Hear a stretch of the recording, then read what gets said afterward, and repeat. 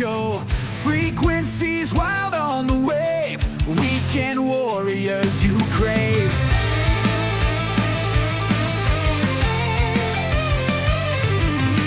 Static crackle, stories fly. Heroes born and never die. Ham radios, they never sleep.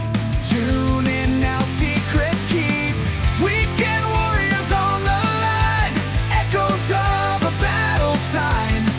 From the front lines to your ear, here's your show now, loud and clear.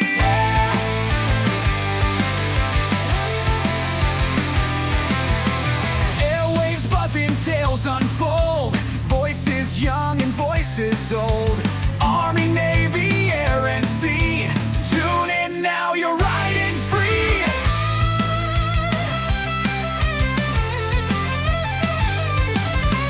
Mic on loud, our crowds roar. Every tale you can't ignore. Through the static, truth will shine. Tune your dial, it's time to ride. Weekend warriors on the line. Echoes of a battle sign. From the front lines to your ear, here's your show now, loud and clear.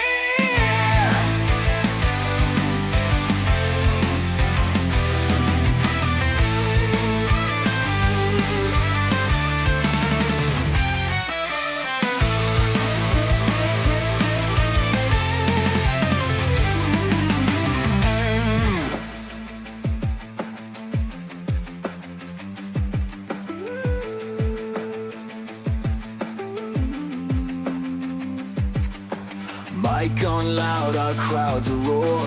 Every tale you can't ignore. Through the static, truth will shine. Tune your dial, it's time to ride. Weekend warriors on the line. Echoes of a battle sign. From the front lines to your ear, here's your show now, loud and clear.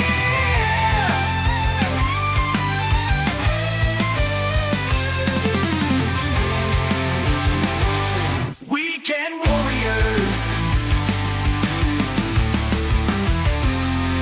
on the line.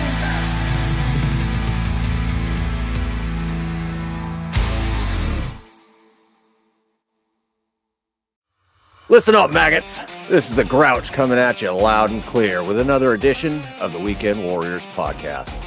This is the place for real, no bullshit talk on the harsh realities and irreverent humor around military life. So sit the fuck down, strap in, and get ready for a raw, no-holds-barred discussion. This is the Weekend Warriors.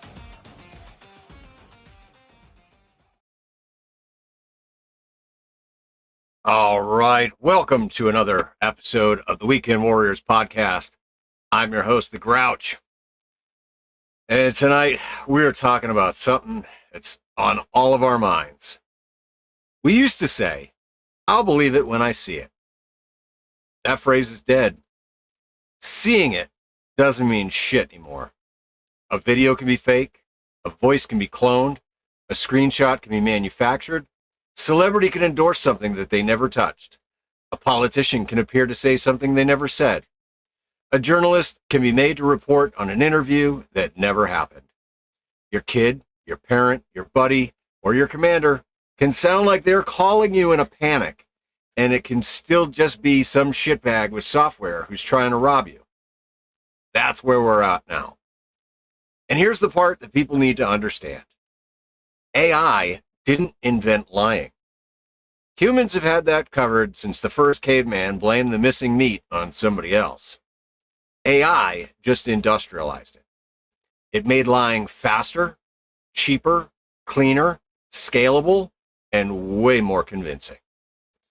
And most importantly, it made deception available to people who don't even need talent anymore. Years ago, if you wanted to fake something, you needed skill.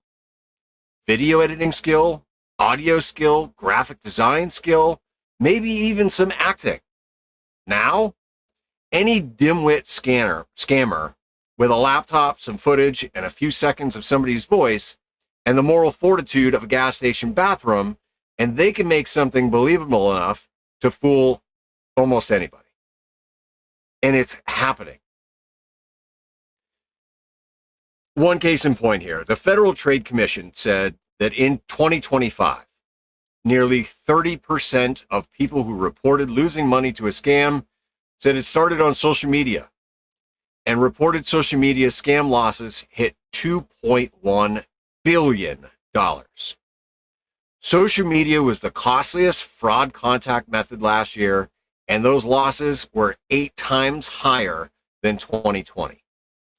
The big categories were investment scams, shopping scams, and romance scams. This isn't a sci-fi warning. This is a current consumer production problem. And now AI is pouring gasoline on that fire. We've got fake celebrity ads, fake investment pitches, fake reward programs, fake health cures, and of course, fake romance profiles, fake military stories, fake outrage, fake screenshots, fake breaking news, fake voices, fake interviews. It's ridiculous. The Verge reported this week that scammers are using AI-generated videos of celebrities like Taylor Swift and Rihanna to promote shady services on TikTok. Go figure. Including fake rewards programs that use TikTok-style branding, and they send people to third-party sites asking for personal information. Now, this isn't just a, haha, people are dumb. I mean, they are. But this is identity theft bait, scam infrastructure, and social engineering with a celebrity mask on. But it doesn't stop at celebrities. The Federal Trade Commission warns that some scammers now use AI to clone your loved one's voice from a short audio clip, maybe from some content posted online, and then they will use that calling to pretend that there's an emergency. They might also bring in a fake lawyer, a fake police officer, a fake doctor, or some other authority figure to crank up the pressure. This is no longer harmless pranks. It's legitimate psychological warfare against average people. It's the same old emergency scam, but now it actually sounds like your kid, or your grandkid, or your spouse. Like, it actually sounds like somebody you know. And people still wonder, like, well, why is trust collapsing? Well, no shit. You know, every screen can lie to you. Every voice can be cloned. Every image can be faked. And every single platform is full of ads that are targeted and designed to know exactly what you're going to click on. Trust doesn't just disappear because people are paranoid. Trust disappears because the system has become untrustworthy. There's a second order problem, and this one might be even worse. Once fake evidence becomes easy, real evidence becomes easier to deny, because that is what should really scare the hell out of you. It's not just that fake videos can fool people, it's that real videos can now be dismissed as fake. So AI gives liars 2 weapons at the same time. 1, make fake things look real. And 2, make real things easier to call fake. This is a complete disaster for journalism, law enforcement, elections, courts, families, military operations, and normal people like us just trying to figure out whether the thing that we saw online was true or not. So when people say it's just online, they're wrong. Because online has become real life now. Your bank account is online, reputation is online, your job prospects are online, elections are online, your kids are online, military recruiting is done online, the news is online, dating is online, scams are online, your whole damn life is on the internet now. So we're entering an era where any part of that could be forged. So tonight, we're not doing some lazy technology bad rants. I use AI. A lot of us use AI. Some of this technology is useful as hell. It can help with writing, coding, Oh, coding, yes. Research, design, accessibility, and plenty of legitimate things. But useful doesn't mean harmless. I mean, hell, a hammer is useful, but you're not going to hand a hammer to a drunk toddler and go, here you go, have some innovation. The issue isn't whether or not AI exists. The issue is whether normal people like us, veterans, small business, voters, creators, and communities can survive in an information environment where deception is automated, personalized, and cheap. It used to be said, don't believe everything that you read. Then it became, don't believe everything you see online. Now it's become, don't believe anything because you saw it, heard it, felt emotional about it, or because it came from an account that looks familiar. Verification is no longer an option. And it sucks because normal people like myself are tired. We're tired of dealing with the inflation, the bills, the war, the politics, family problems, medical BS, vehicle problems, and whatever fresh kick in the balls that this week decides to give us. That is the world we live in. So tonight, again, we're not going to talk about just about AI trust issues. We're going to get into deepfakes, voice cloning, fake celebrity ads, scam videos, political manipulation, synthetic outrage, veterans that are being targeted, families that are being targeted, and how regular people like you and me can build some basic defenses before the internet turns into one giant trick run by criminals, marketers, bureaucrats, political hacks, and morons. Because I'll believe it when I see it is dead. The new rule is I'll believe it when it survives verification. All right, that being said, let's get into the show. Join with me tonight. We got Dave and Dave. Oh, and there's a Steven. Hey. What's going on? How's it going? Steven, you're actively driving? Negative. This is to show how good AI is. I am at home right now at my desk. I am out driving while on a podcast. Because that would be terribly irresponsible of you. Oh, that would be horrible. Nobody with does that. shitty cell phone service. Well, Steven, I love you. So before we distract you too much, all right? Dude, we haven't seen you in a while. You've been busy. I know the mama was away for a little bit. How are you? What's good? What's bad? What's been going on? She's back. Welcome home. Paul said, welcome home. I'm sorry, I'm talking. She says I'm screaming because my good old VA hearing aids are in, and that is what I'm using to listen and talk on. So y'all can understand that. But she says I'm screaming. I watched a movie and I can see. Oh, she's sorry. She's watching a movie. You're still screaming. Would you like to drive? No. I'm not driving, by the way. I've been doing good. Been busy. Had an electrician and a plumber come, and been doing some stuff while she was gone to get some stuff ready for her to come home. And she came home to her new gas oven and range and installed and working, and was ecstatic with it and loves it. So I have a king size mattress in the back of the truck if I were in a truck, and headed back to K-Town from the good old Fort Campbell, USA. Ah, yes. I'm familiar. I've driven by there. But no, AI is is useful, but also very, very scary. And unfortunately, too many people don't know how to do multiple types of verification on sources, and they believe whatever they see, which is scary for the AI world. Um,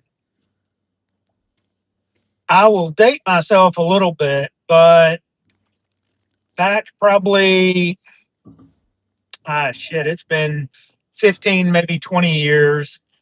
I went to a fraud and forgery class where I actually got certified as a document examiner for forgeries. One of the presentations that was really interesting at the time was American Express. Um, and this is back when American Express travelers checks were the shit and the world standard. They had a corporate spokesperson come and talk to us about forgeries and how they dealt with it. They actually had a forgery division in their finance division because they wrote off 25% of their market cap, or figured in 25% losses in their market just to deal with forgeries and frauds. Wow. And that blew my mind. That's a I huge mean, because percentage. Yeah. you know that it's going to be a problem, and your way of dealing with it is say, okay, we'll just account for it. And as law enforcement, to hear that, you're like, that is a strange business concept. But I have a feeling that has transferred into modern age, and companies spend, it's cheaper to budget for it than to fight against it, was their philosophy. It's cheaper to budget for the losses than to go after the people that are actually doing it, because criminals are going to be criminals and crooks are going to be crooks. Pretty much. All right. I guess I don't understand that logic though. Like rather than try and I, prevent the fraud, they're like, yeah, we're just gonna accept that 25% is gonna go out the door. yep. That's big business for you, though. Big business will have acceptable losses on everything. They'll know. I mean, because it's cheaper to write off 25% and have a write off than it is to fight it. Because the lawyers involved to be able to fight interstate commerce laws and all sorts of other fraud shit. It's just easier. In our field, Yep.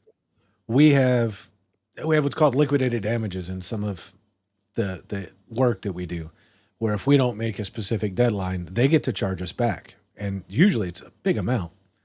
Some of the manufacturers have a 15 to 20% budget for liquidated damages, where it's easier to just screw up and pay the fine than it is to get it done on time. So that's big business. Big business will budget for all sorts of crazy, stupid stuff. And I'm sure AI didn't help. Yeah, but then big business is also the first one crying to the government when they're going under. But yeah, I think that's why there's less fighting it and more accepting it and allowing it to grow because of stuff like that.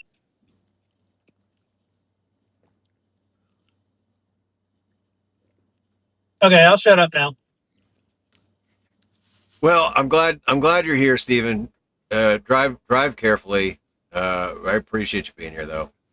And I'll lock up again. You and the missus need to get home safe. Trevor, good of you to join us. Yep. No audio. Nope. No, but he wanted to. Hello, is this thing on? No All worries, right, Trevor, Bench that was Dealer me a little Dave, bit ago. brother, What's up? how you been? Good. Hey, man, I have the ranch all to myself. Are y'all still there? Yeah, we're still here. Yes. You get the Yeah, ranch it all to was. yourself? Yeah, it's just me out here. They have started their trek up. They're actually going to Hamcation, bringing their trailer, the new trailer, Renee's new trailer.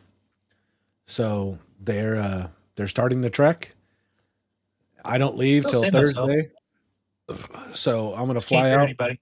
Thursday. So I've got a week, and then I fly back Sunday, and then they start driving back Sunday. So then I've got a few more days of the ranch all to myself.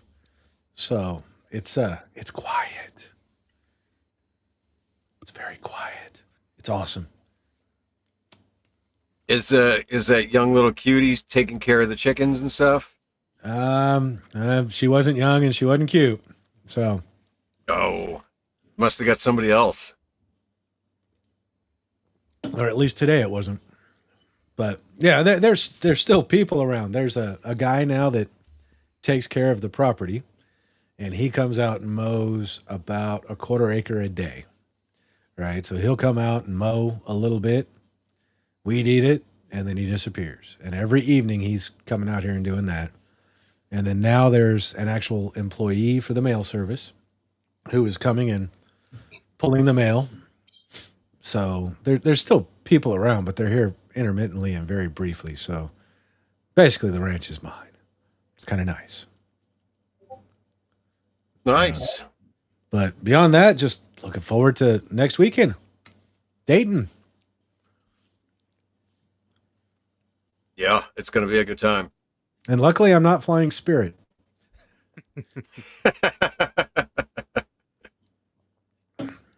I shouldn't be a mime anymore. Hey, there we go. There we There we go. How you doing, Trevor? Oh, good. Finishing up last minute stuff, especially getting prepped up for Hamvention and all that. So, in between work.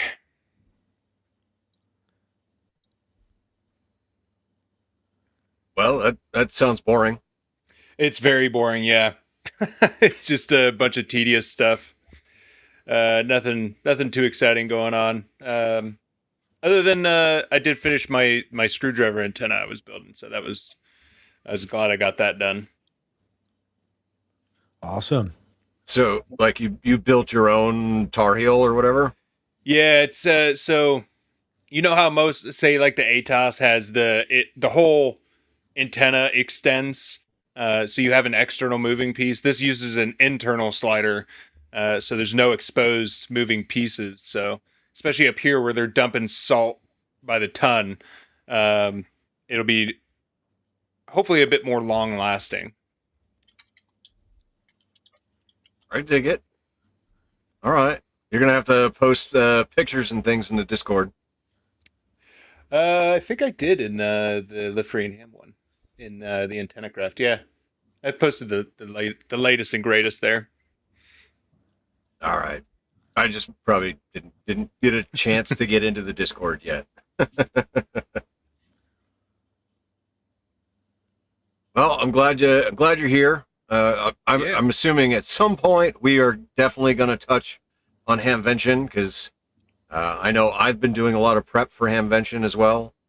But Dave, CIB Dave, the hockey season is winding down for you. How you been, man? Yes, it is. Oh, been crazy here. The end of March because I haven't been on since over before March. Just life wasn't working out for me throughout April to jump on. We came home with the gold from that tournament back in March, so that was great. Hockey season winds up next weekend, so while you're all playing radio and learning about radio, I'm gonna be playing some hockey. Hopefully we'll come home with some hardware, but hey, you never know. Yeah, that's really about it. yeah, we'll send it back in, bud, because that's all I got. All right, short and sweet. I don't mind Yeah. it.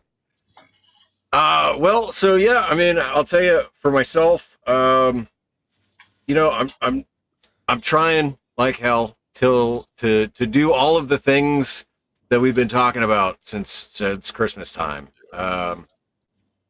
You know, I happen to have a couple buddy checks this week, which was good. Both times, different buddies reached out to me and they were like, "Hey, I need to talk. Can you talk?" Yep, sure. And I spent 90% of the phone call just listening, and that was what they needed. So, you know, so that was good. Um, I've been working my ass off around the drop zone, learning how the drop zone functions behind the scenes and how you know, the sausage is made proverbially, so that we can enjoy our skydives. Finally got up in the air today. There's a guy that went through AFF at the same time as me last year. Fellow Marine. His name's Dan. Super nice guy. And so yeah, so he's here for the weekend, and it was cool to get a jump in with him. And one of the other guys that got his license last year as well, he jumped with us. But Dan and I were able to stay connected, and the third just dropped way down below us. So we watched him and we just kind of looked. But yeah, it was a ton of fun. I definitely needed it. It's been a month since my last jump. Is that a weight thing? Like, is he heavier than you? So how's that work? Because you guys obviously jump out at different times, so then you have to kind of meet each other, right? Did he just like nosedive and disappear, or? No, I mean he was belly flying, right? So he was belly down, Right. but he was, I don't know, I guess probably about 280. You know, so considerably heavier than my like 190 with my gear. Okay. I think Dan's probably about 220 with his gear. So yeah, so he's considerably heavier than the two of us, and he just dropped out. Gotcha. I've always wondered. I know, terminal velocity and everything, so everything ends up at the same speed at some point. But just wondering if like chubby boys drop faster in the get to the terminal velocity a little bit faster than little rails like you. I always wondered that. Yeah, well, so I mean, you do definitely fall faster the heavier you are. You know, the other thing to consider is wind resistance. And being a skinny, scrawny guy, like, unless I wear really big, baggy clothes, like, I don't have a whole lot of mass to catch the wind. Right. And so I just kind of I fall at a steady rate, but it's about 120, 125 miles an hour is my average. And most people are falling in the like 140 to 150 mile an hour. So there's a little bit of a difference there. Gotcha. Okay. Sorry, I didn't mean to. I just Yeah, I no, it's all wondered that. good. Questions are Yeah. good, How dare you, Dave? but Damn it. yeah. No, I tell you, I was so excited just to be up in the sky today. Like, Oh, I bet. I think when I get to the point where like I haven't jumped in 2 weeks, it starts to eat me up. Like I get back to where I'm not sleeping, and like just kind of the world eats at me, and when I get up in the air, life is in a better perspective, There you go. and I'm a little bit happier. And for the record, I used AI to generate my my social media posts for tonight's show. So yes, AI is beneficial to a point. And I I know there was a comment from Lee in the chat there. He said he hates intros, and I want to put this out there for those that may not remember. The end of the intro used to be the only intro, and when you go sit the fuck down, within the first like 60 seconds of the live stream, YouTube kind of throws red flags on that one. And so the 3-minute intro is there to kind of give that cushion so that we could truly say whatever the fuck we want when we want, because right out of the gate, the red flags are done. So when I'm having audio issue and the first thing that's heard when we pop in is fuck, we're fuck. Okay. All right, here let's go to the chat here real quick. So we got a bunch of people in here. We got some membership milestones. Obviously there's Dave, and Dave. But Hillbilly Dave is not on screen with us. So hello, Hillbilly Dave. Lee, thanks for being in there, and thanks for being a member. Trevor, look at you, green in the chat. Oh yeah. Chris Bricker and Chris KD9YSW both in there. And congrats, Chris KD9YSW, member for 12 months in the Coffee Friends. And oh, look at you, K Booty, dude, member for 6 months. I don't think you've had to pay for a single one. Probably not. I think you get gifted one every month for 6 months, so that's great. Yeah. Living on the free ones. Yeah. Shout out to George. Thanks for being there in green. I'm sure we'll get some others jumping in and out here as we go. But shout out to the 18, 19 people on YouTube, and the one lonely Xer watching us over there on the X. I greatly appreciate all the love and support. What's that? That's the one young person that watches your stream. Because those old fogies are on Facebook. Or I mean on YouTube. Oh, the old folks. Okay, so it's the one young viewer that we've got on X. Yep, that's it. All right. Oh, Bricker, member for 13 months. Coffee Friends. Thank you. Corey N1XWS, member for 1 month. Coffee Friends. Oh. Thank you for being there. Oh yeah, I love the membership milestones, because like it's a constant reminder to me that I've actually been doing this for a little while.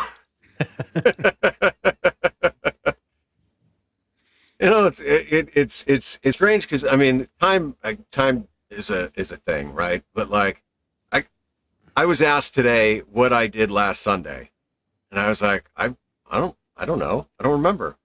I don't remember what I did last Sunday. I mean, it was not even a full week ago, but don't even have the foggiest. I know I started this in June.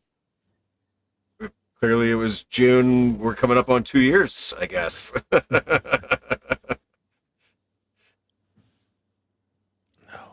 Oh, cheers, boys.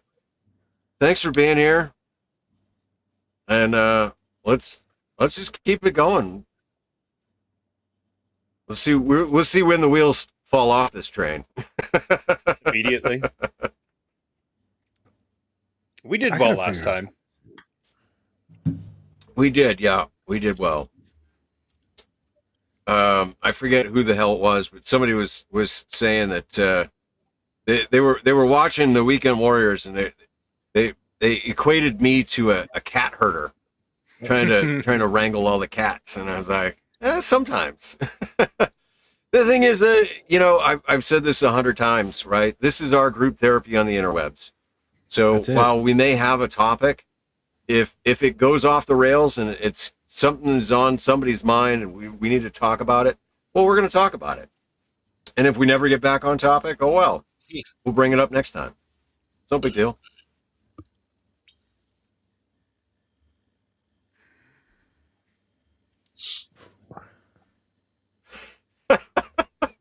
I don't know.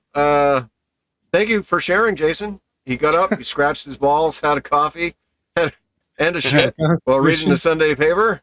The I rest guess is that's fuzzy. what he did on Sunday. All right. I'm glad he remembers.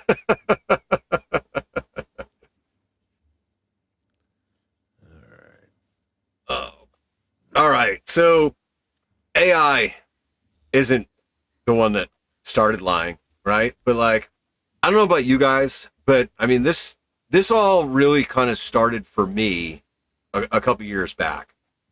And what it was is I got a phone call, and on my phone it said USAA was calling me. And so I was like, well, shit, what's the bank calling me for? So I answered, and they were like, there's a security breach. We're gonna text you a code, and we need you to respond with the code.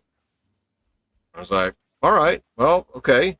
And so we went through the whole verification process, and there was 2 codes that got texted, and I gave what I thought was, USAA, the 2 codes. And then something didn't seem quite right afterwards. And they wanted me to do something else. And I was like, well, wait a minute. Like, you're my bank. You are staring at my profile. Like, I've had USAA for well over 20 years. So it was like, there's just, there's just something that wasn't right. So I told the person on the phone, I said, listen, I'm going to hang up with you, and I'm going to call the USAA number that I have saved, and then we can re-pick this up.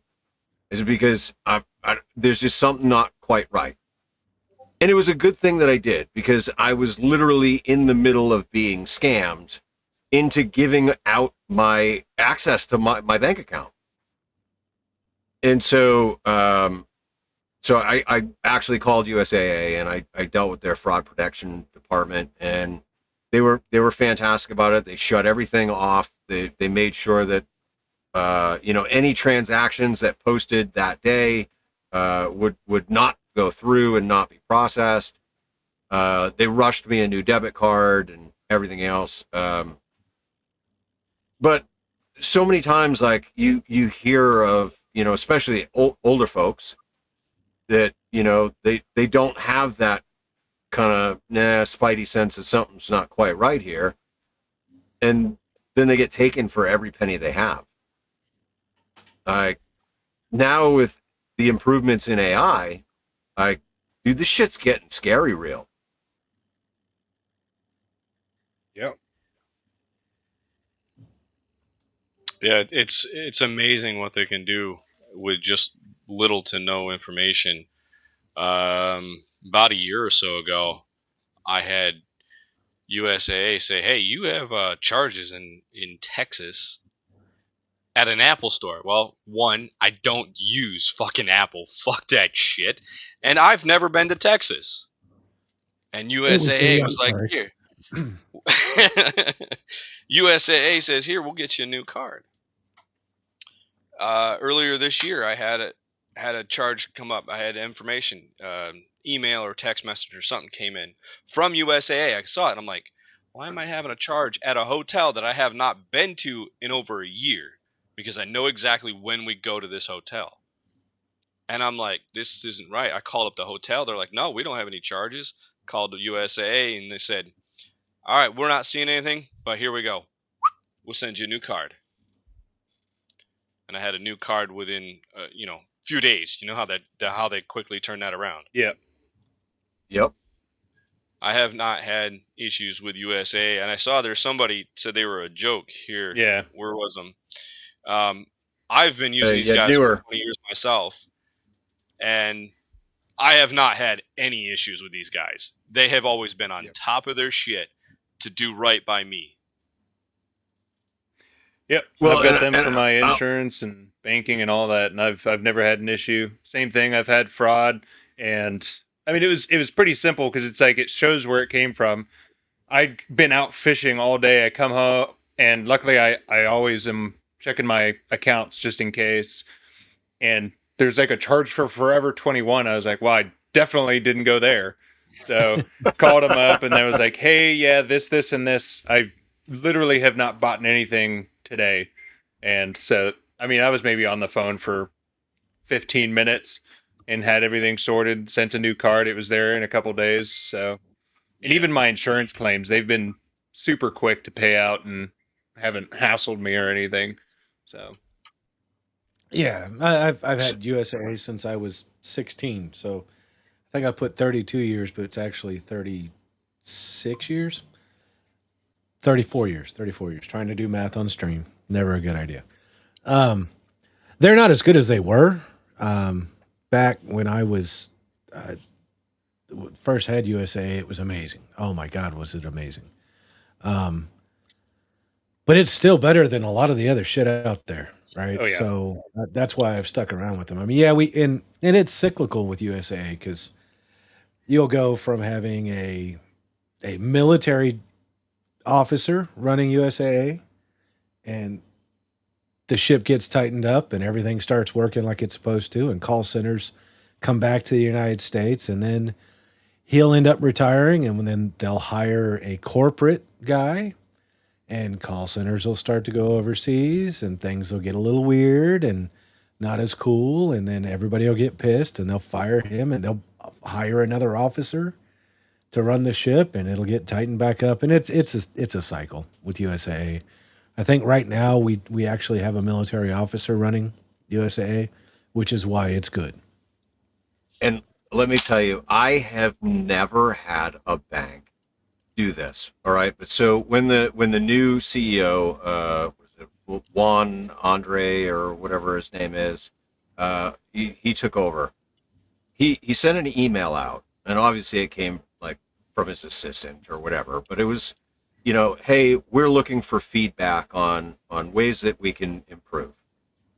And so I responded to the email and I said, listen, you guys used to, give me free ATM fees because there isn't an ATM that I can withdraw from. But now you limit it to, only giving me back $10 a month.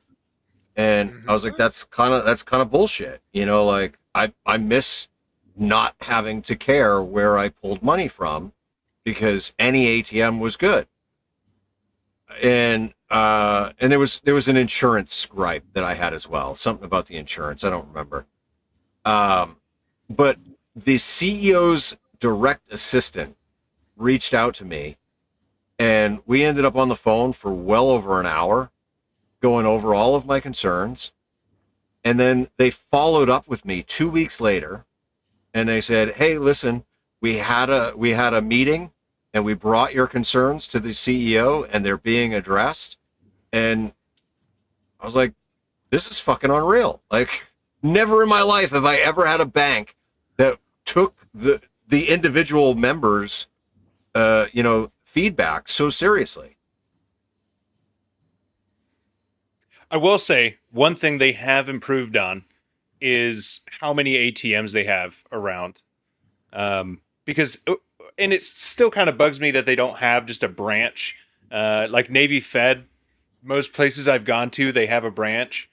But when I first got in, so probably, let's say 6 years ago, Drum didn't have any ATMs, like actual USA ATMs. JBLM probably did. Rucker didn't until I was about to leave, and then they got one. And even most of them, they'll have at least one that does a cash deposit as well. So that's one thing I have seen an improvement on, and it's awesome to see, because at the very least around military bases there should be a cash deposit, like able ATM at the very least one. Yeah, because otherwise, you got to find a Western Union. Yeah, do a money order or something. Yeah, yeah. It's a giant pain in the ass to try and deposit cash. Unless you got a UPS store nearby. UPS store. Yep, that's the other Yep. one. Yep. Which, I mean, that's such a crazy thing, right? To like walk into a UPS store and be like, I'd like to deposit this cash into my bank account. But Yeah, and they're like, it does work. yeah, Yep. I've done it a couple of times myself. Yep. I didn't know that was even a thing. Oh yeah, Oh, yeah. I've always just gone either to the post office to get a money order from them, or I think Publix was the one of the, if the post office was closed and they were open, I could go and deposit cash there, which was handy. But it was also just a money order. Yeah. Bricker says he's never had issues, and they address him by his rank still. And yes, they do. Hey, PFC Roy, thanks for calling. How can we help you today? Mm-hmm. Haven't been a PFC in a very long time, but thank you. yeah, right.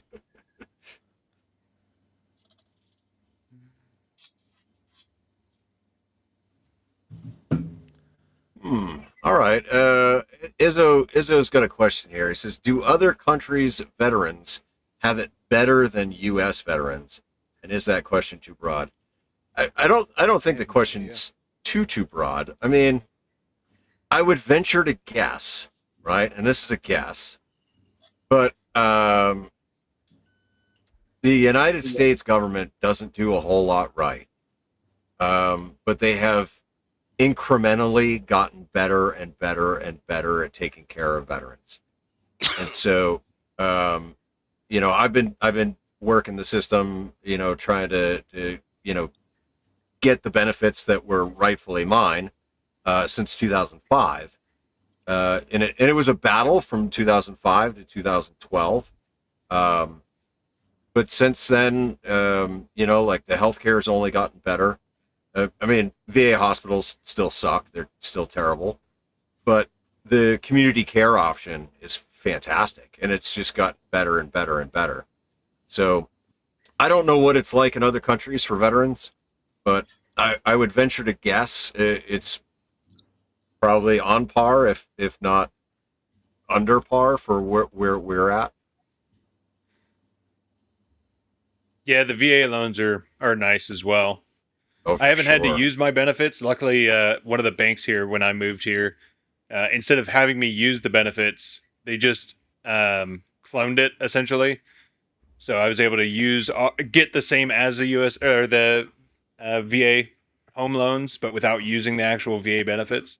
So I think you Nice. can only use it a handful of times, or it's like a cap to it or something like that. But so that was nice.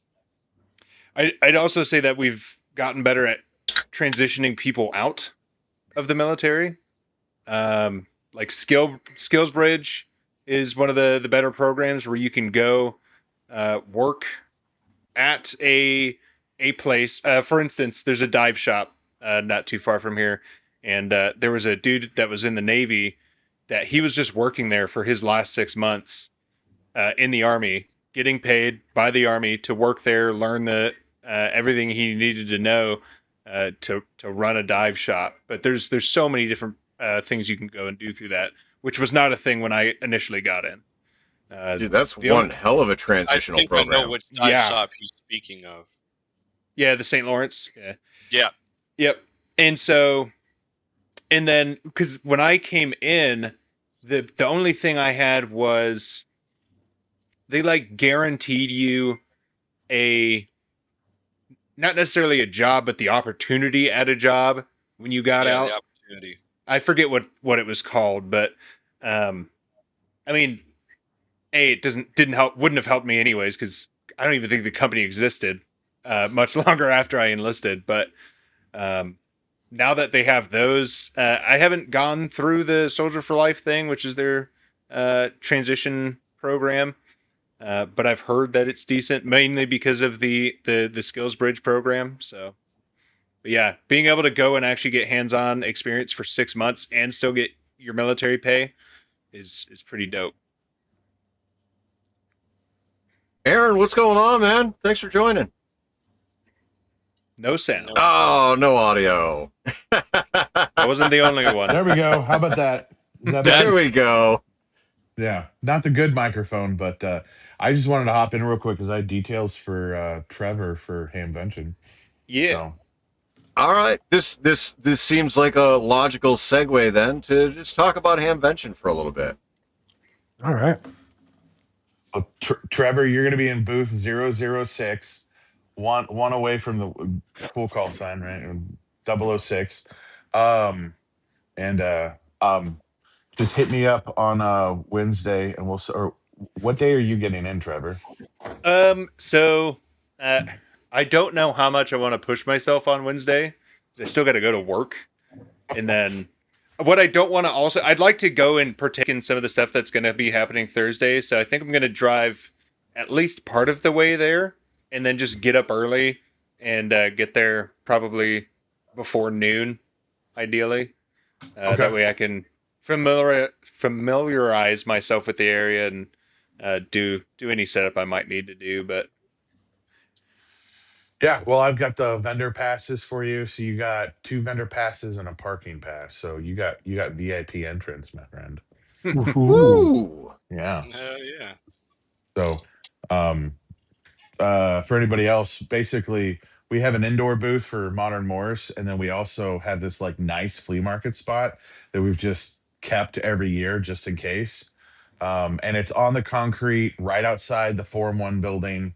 So you're not gonna, even if it rains, you're not gonna be in the mud. So that's it'll great. be, it's right near the front entrance. So just message me in the background. We'll figure out what we're doing because I'm having a couple banners made last minute. So Yeah. if you need a flag and torch banner made, we can probably get that put into the order as well. I do think Rob is getting me one of the flags he's got, so that'll work. Those are pretty nice. So I think that's probably the main thing I'll use. I don't know. I'm going into this blind. I've done some some research into it, but we're gonna be flying by the seat of our pants when I get there. I say we, but me.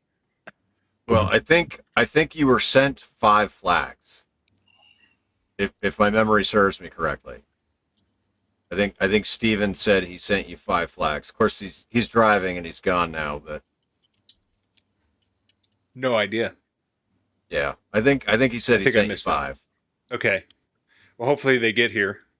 I didn't. He hasn't reached out, so I guess he did it and just like surprise. Yeah, well, it was in the Discord. Oh, So. okay. I thought you meant like while he was driving. He said that. Oh yeah, no. Okay. I was gonna say I had it on in the background, but I could not. I could hear it. I couldn't understand it.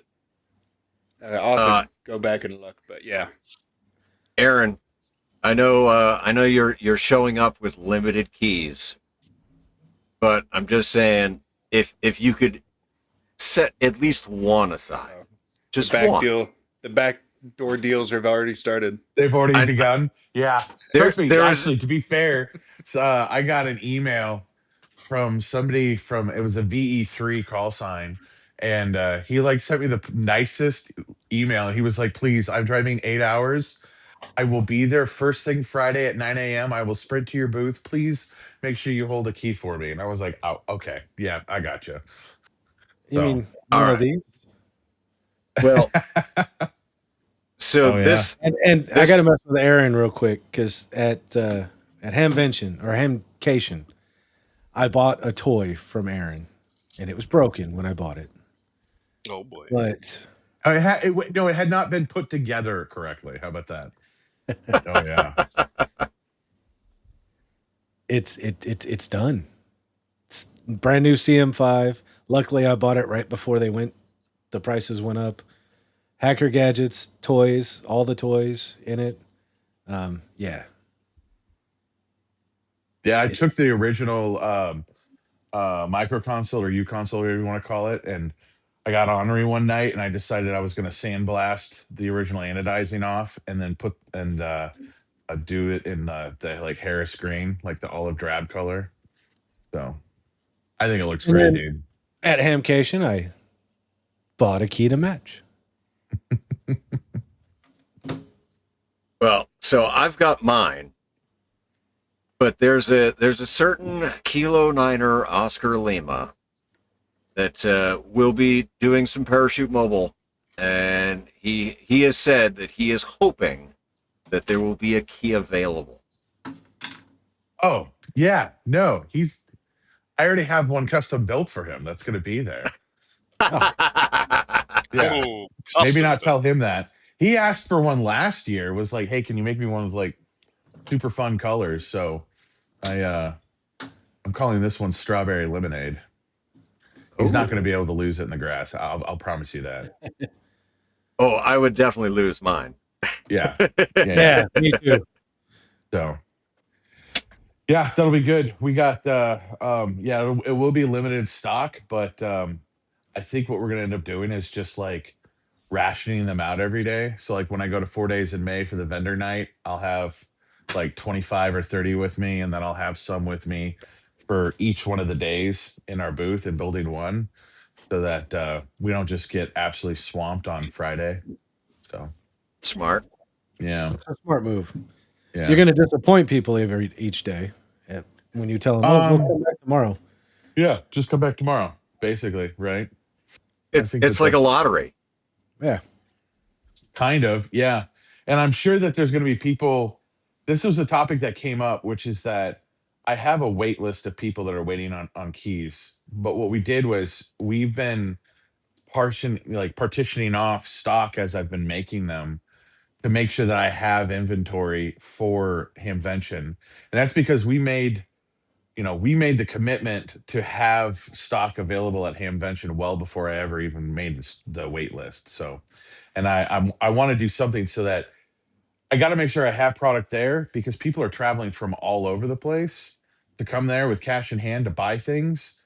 So I want to help support Hamvention by being one of the vendors that actually has like product there, and not just like, hey, look at this, you can order online. yeah. So That's the same issue we had, and we're actually going to be overstocked for Hamcation or I, Hamvention. I might show up and buy every single T1000 you have. Bring it. I sold 100 of them last week. Oh, I know. Oh, Yeah, right. Oh, yeah. yeah, Yeah. Yeah. yeah. Yeah. That one customer has now become this, I think, the single like most important expert in Meshtastic in like 48 hours. Yeah, So, yeah. That reminds me, we gotta get flashing. So I gotta get hold of him. yeah. Oh, well, I don't think he's already through most of them. Oh shit. Okay. Yeah, he figured out how to use the Python script integration, Ah. Okay. because when you got to flash like 100 units Yeah. in one sitting, like And that he I'm found. sorry, everybody. There was a project that is. yeah, I was gonna say. I mean, you're I, talking cryptic now. Like nobody yeah. knows Oh, what the fuck you're talking about. we're I gonna don't know keep what we most of it can say. cryptic still. So Yeah. sorry, but There's a project that Aaron and I helped. Aaron helped facilitate the communication between me and the project, and they ended up getting 100 T1000s and 20 solar nodes for a project that has to do with the government, and they're working on the stuff and things now. So, yeah, really cool, really cool. And I wish I could say more, but not on the internet's on a random podcast. yeah. Well, you know what? Knowing what we know now, we might be, because he's also a veteran. We might be able to bring him onto your podcast, and you can actually let him give you all the details. I don't want to Yeah, give it away because I don't. That's not my place. But yeah, so. Give it away, give it away, give it away now. I will say though, it was really cool. Like I think I got a call at like 2 a.m. from this guy, and he was like, "Hey, I'm in a bind. I had this one thing planned out that fell through.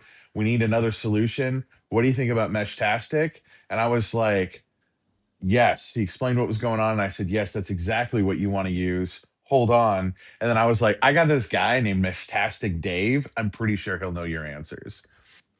So it's really cool having a tight inner circle of competent people around that you right. can just hop on the phone and get the right answer you need when you have it. So valuable thing about this community. Yeah. Definitely. Well, and it's amazing that like we seek out those people. Yeah. Right? Like, because they're like-minded. Like Mhm. we all want to nerd. be in the circle with those kind of people. Oh yeah. Yeah. Agreed. So Yeah, I don't that's all like I got. being in a group. I gotta turn my camera off here. So because I'm about to walk into a place I don't want the cameras looking at, but I'll be here in spirit with you guys. All right, you could be here in Love you, audio brother. only. Yeah, that's all right. Flush. Yeah. No, not that bad. Not that bad. Now, all right. So I was gonna read Bricker's comment here.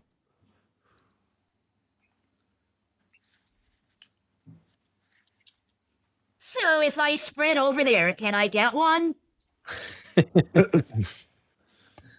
Yeah. We'll have enough.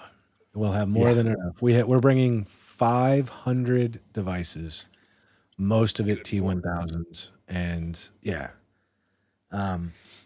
This year, in the past I've had to pre-purchase the equipment and then resell it at the show.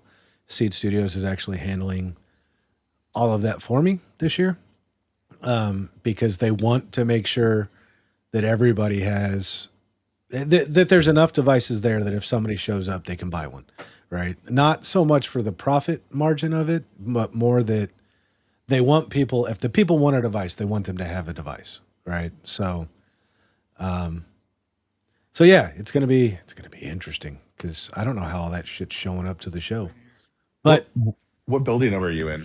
we're in 3 this year in the Marconi building. Oh, okay. Cool. Yeah. Oh, It's and this side of Aaron, me, so I don't get to stare at you. I don't get to stare at your loving eyes all day. No. But we're in Brick- that, you go into the big buildings and there's that little corridor off to the side.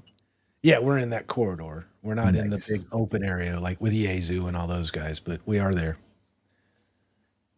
Bricker says he's meshed out. He wants a key.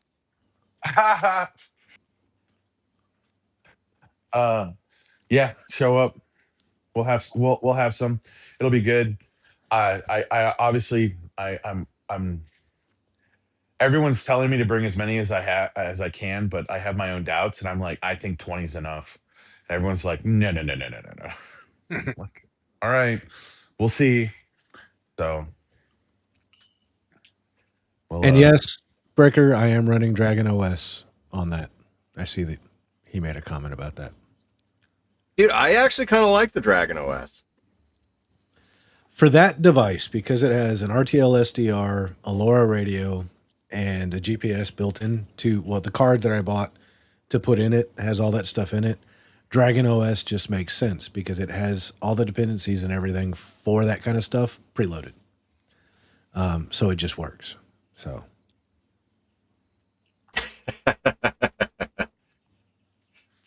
oh, I know. Bricker says he's not meshed out. All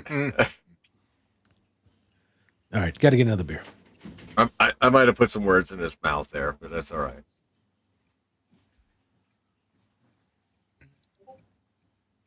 super excited to try and get you in the log, Grouch. Do you you guys probably already talked about it, but do you have a tentative timeline on what time of day so I know to run outside with an HT? Yeah, which day is that again? It'll be during the day, Friday, Saturday, Sunday, weather dependent. Yeah. Well, thankfully, speaking on that, weather, like 4 days ago, I was looking on it. It was supposed to be raining every day. And I was not looking forward to that. But knock on wood, it's looking all right now. So, which is good for you. It's not. It was supposed to be completely overcast the whole time we were there. Yeah, well, so I mean, I definitely I will not,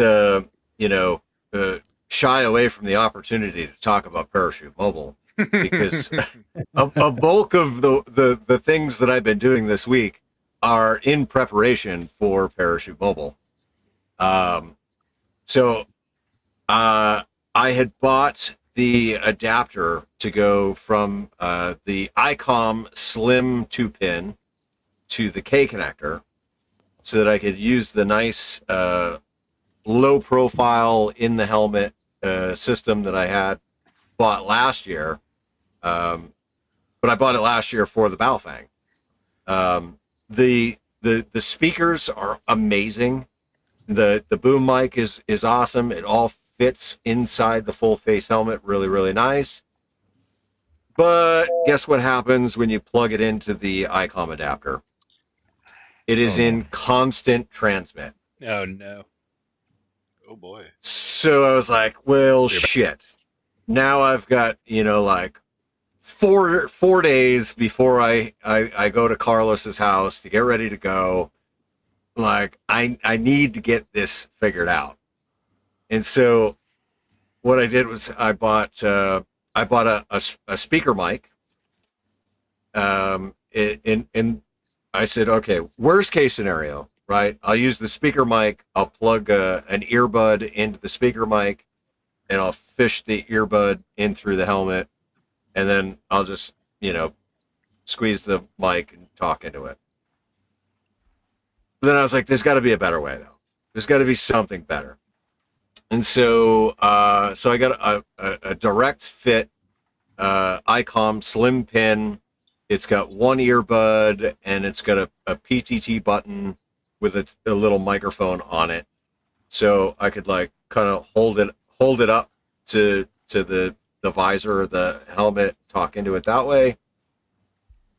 That's also not ideal. So I was like, well, the way that Carlos does it is he wears a skateboard helmet, so it doesn't cover his ears. So then he can wear headphones with a boom mic that plugs into his radio.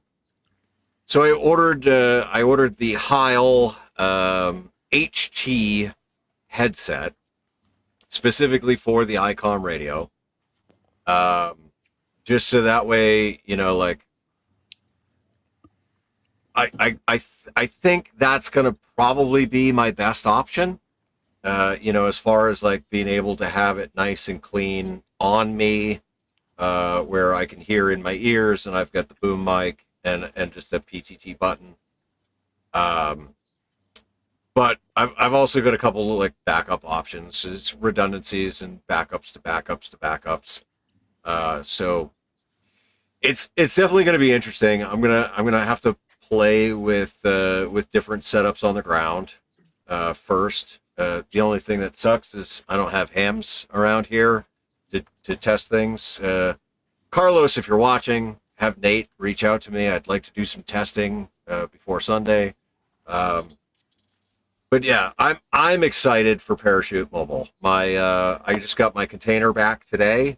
The reserve is all repacked. It is now good till November 3rd. And yeah, I did a test jump, and everything functions as it should.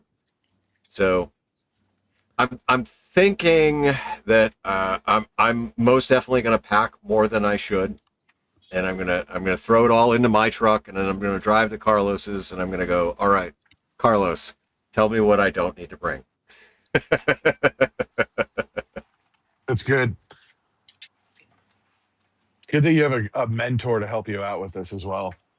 Dude, I will tell you, it is fantastic having a mentor in this whole skydiving and ham radio combination. Like he's had years to perfect this craft, and I hope that maybe by next year I could do like an HF jump. I think that would be really cool. That would be cool. It'd be interesting. We will definitely be doing a special jump on Saturday for the kids. But I think tentatively the plan is to at least get, a couple jumps in Friday, Saturday, and Sunday if possible. All right. Well, I'll be in a building, but I'll have my HT listening. I won't be in a building, so I'll There be you go. listening.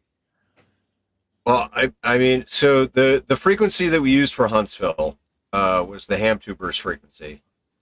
So it's 146.45. So make sure you got that in your radios.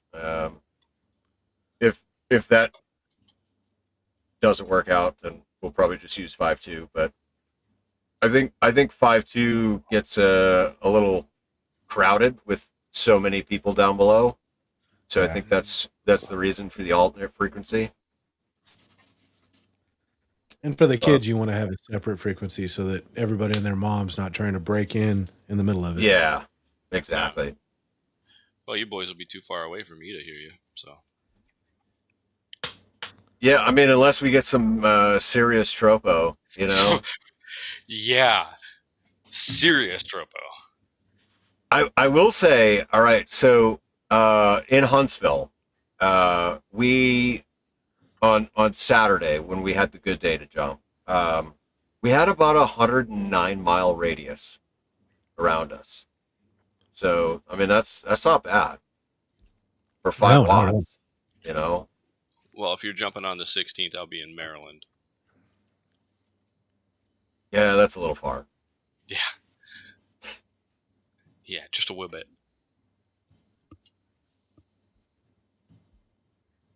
I just realized Aaron was offline. He was no longer there anymore. Oh. Guess it got a little bit more serious than he thought. Good to see Julie and Vaughn in the chat there. Thanks for Right. joining. I would do the evil insult, but it's we're having technical difficulties. It's not functioning. No, It did.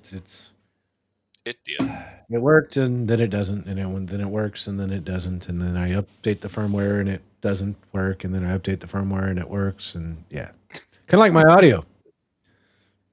Technologica. Has it crashed yet? Have I missed that? No, I am not going through that audio chain. Oh, okay, gotcha. That's why Yeah, there you hasn't just been any said that earlier. funny sounds or funny voices, because that audio chain's breaking again.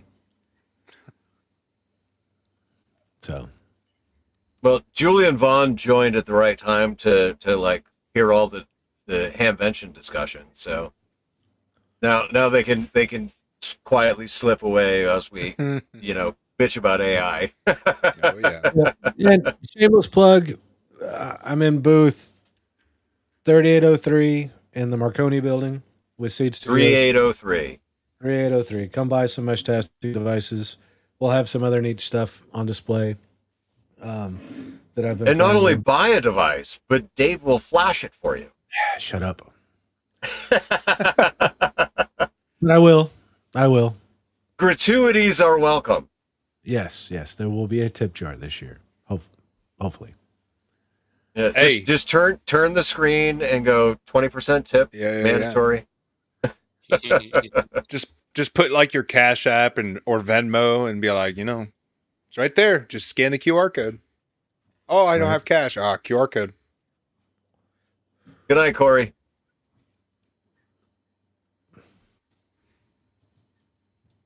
Yeah, You know what? Absolutely. Dave, promote your shit, man. Yeah. Go ahead, Trevor. I did forget somehow. One thing I did have happen this week. I got my my first read in to volunteer at the local fire department here, the North Pole Fire Department, just north of Watertown. Sorry. So hopefully, was it June 1st will be the second read, so I'll be able to start doing all the training and stuff. So that'll be fun. I'm looking forward to that. Looks like a fun time. I'm sorry. So, but is that your plan for when you are all done with the military? You're gonna go into firefighting? I don't know. I mean, I'll be 46 at that point, so I mean, I'm still plenty young at that point.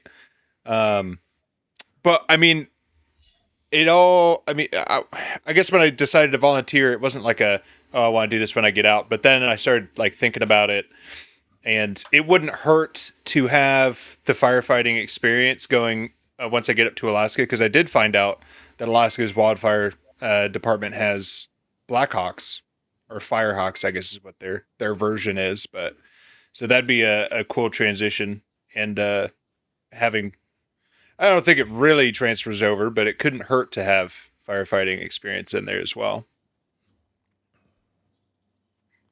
For sure, yeah. But I mean, firefighting is an admirable profession. Yeah. You know, It is. Definitely. Mhm. and they've got a hell of a good pension, as far as I know. yeah. But yeah, I mean, it just I like the volunteer portion of it. There's a shit ton of companies around here to Oh yeah, choose there's from. 50, upwards of 50. Yeah, it's insane. I'm in That's in range Jefferson County of alone. yeah, I'm in range. Like they'd probably accept me of like 10 that are just on the outside of the town of Watertown, all the rural areas. But Yeah, why were you saying I'm sorry? it's North Pole. Oh, Listen, Trevor, I'm originally from down in that area. I'll be honest though. You look at some of the fire companies that are here, and they're a little rough, Boy, a little oh, rough. I know. Oxbow, you blink and you're gone. It's gone. Yeah, If you've ever been up there, you blink and you are through the town. That's it. yeah. It's gone. Well, that's like Rutland's, just to the east of Watertown, because they're the same distance. It's like a 9-minute drive, and went over there. It looks like almost an abandoned building. Is there is there a fire station? I was like, ooh, okay, maybe not. But Yep. it was either that or Black River, and they were never at the station when they said they were going to be. So I was like, well, I guess I'm Well. going to bingo. So There you go.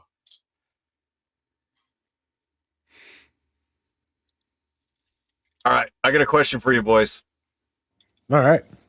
All right, what was the first thing that you saw online that made you think, all right, we are officially screwed with knowing what is real and what is not? First thing was 2 years ago, 3 years ago, with a lot of the deep fakes, where on the internet there was Trump and Biden stuff popping up that was totally fake but looked totally real. I don't- It was very convincing. yeah, I don't know if it's not that I've seen the products of AI that has worried me. It's the amount of people that will believe these things that are, for me, I mean, I guess I've just seen enough to be like, okay, well, that's obviously fake. But there's a lot of people that just they take it at face value because it's real enough. It's not obvious. It's not Will Smith's hands turning into spaghetti. So I think that's what worries me because it starts at the kind of the older you get, the more it's harder for that necessarily to differentiate. Whereas we've kind of grown up in it at this point to an extent. And so, but that's just how it starts. And then it just trickles down. all right. So, Brief break. Just in with the talking about flashing. I just received, if I can get it to not focus on me. Is that your camera does not want to see this. Does is, not want to is see that it. is that Does not wanna Vaughn focus in flashing on it. his knee? That is, yeah, that is Vaughn. That's not a knee. That's not a knee. That's No. not. That's hey. There we go. That's not a dick. Oh, he's It's a lifting tit. his shirt. Yeah.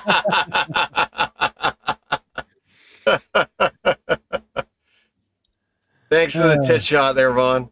Thank you, Vaughn. That Amish porn. Yeah, pretty Amish much. porn, yeah, exactly. Dave, what about you? CIB Dave. What was the first thing you saw on the internet that made you question, like, we're not going to be able to tell what's real and what's not? Sometimes some of the videos that are out there, man, you look so real, and then you catch something and it's off, and you just see a transition, like somebody's arm is out of place or something goes through their arm. It's like, huh? And they're still going out every day. Oh, look at all these puppies, and now it's something else. Oh, and yeah, the videos of like the dog saving the child, right? Yep. That is a Yes. typical AI video. Or there The was dog one other- skydiving. Do you know how many Yeah. people have sent me the videos of the dog skydiving? And I'm like, that is so fucking AI. It's not even Yeah. funny. Like, there's no parachute on the dog, but then the dog leaves the plane, and all of a sudden there's lines and a canopy. Where the Yeah. fuck did that shit come from? Well, I think that almost ties into what I was gonna say as well. It's like the stuff with Iran is that we have some knowledge, like general knowledge of how the military is, and then you'll just see something like, okay, but that doesn't even make any sense. But to someone who's just seeing it and they're not exposed to the military in any way, shape, or form, I could find it extremely easy for them to just believe what they might see if they're not deeply familiar with things. So it doesn't have to be Chris. good. It just has to fool. Yeah, exactly. Chris, welcome to the show. Hey guys, I've been sitting here watching and stuff. Just been dealing with some work union stuff, so finally got a chance to get off the phone. All right. You want to weigh in? What was the first thing you saw online that made you Oh. question? Where does it start? Well, that's what we're asking. Getting an email for a code for my Facebook, or getting a code for my Instagram, or getting a code for my X. One of the three. I can't remember which because it's been a few years. But yeah, it's happened. I've gotten them for my bank accounts. I've gotten them for this, that, or the other thing, and it's just like enough is enough. Yeah, well, all right. So let's just kind of focus on scams for a minute, right? Because, like, dude, the scams are getting unreal. Yep.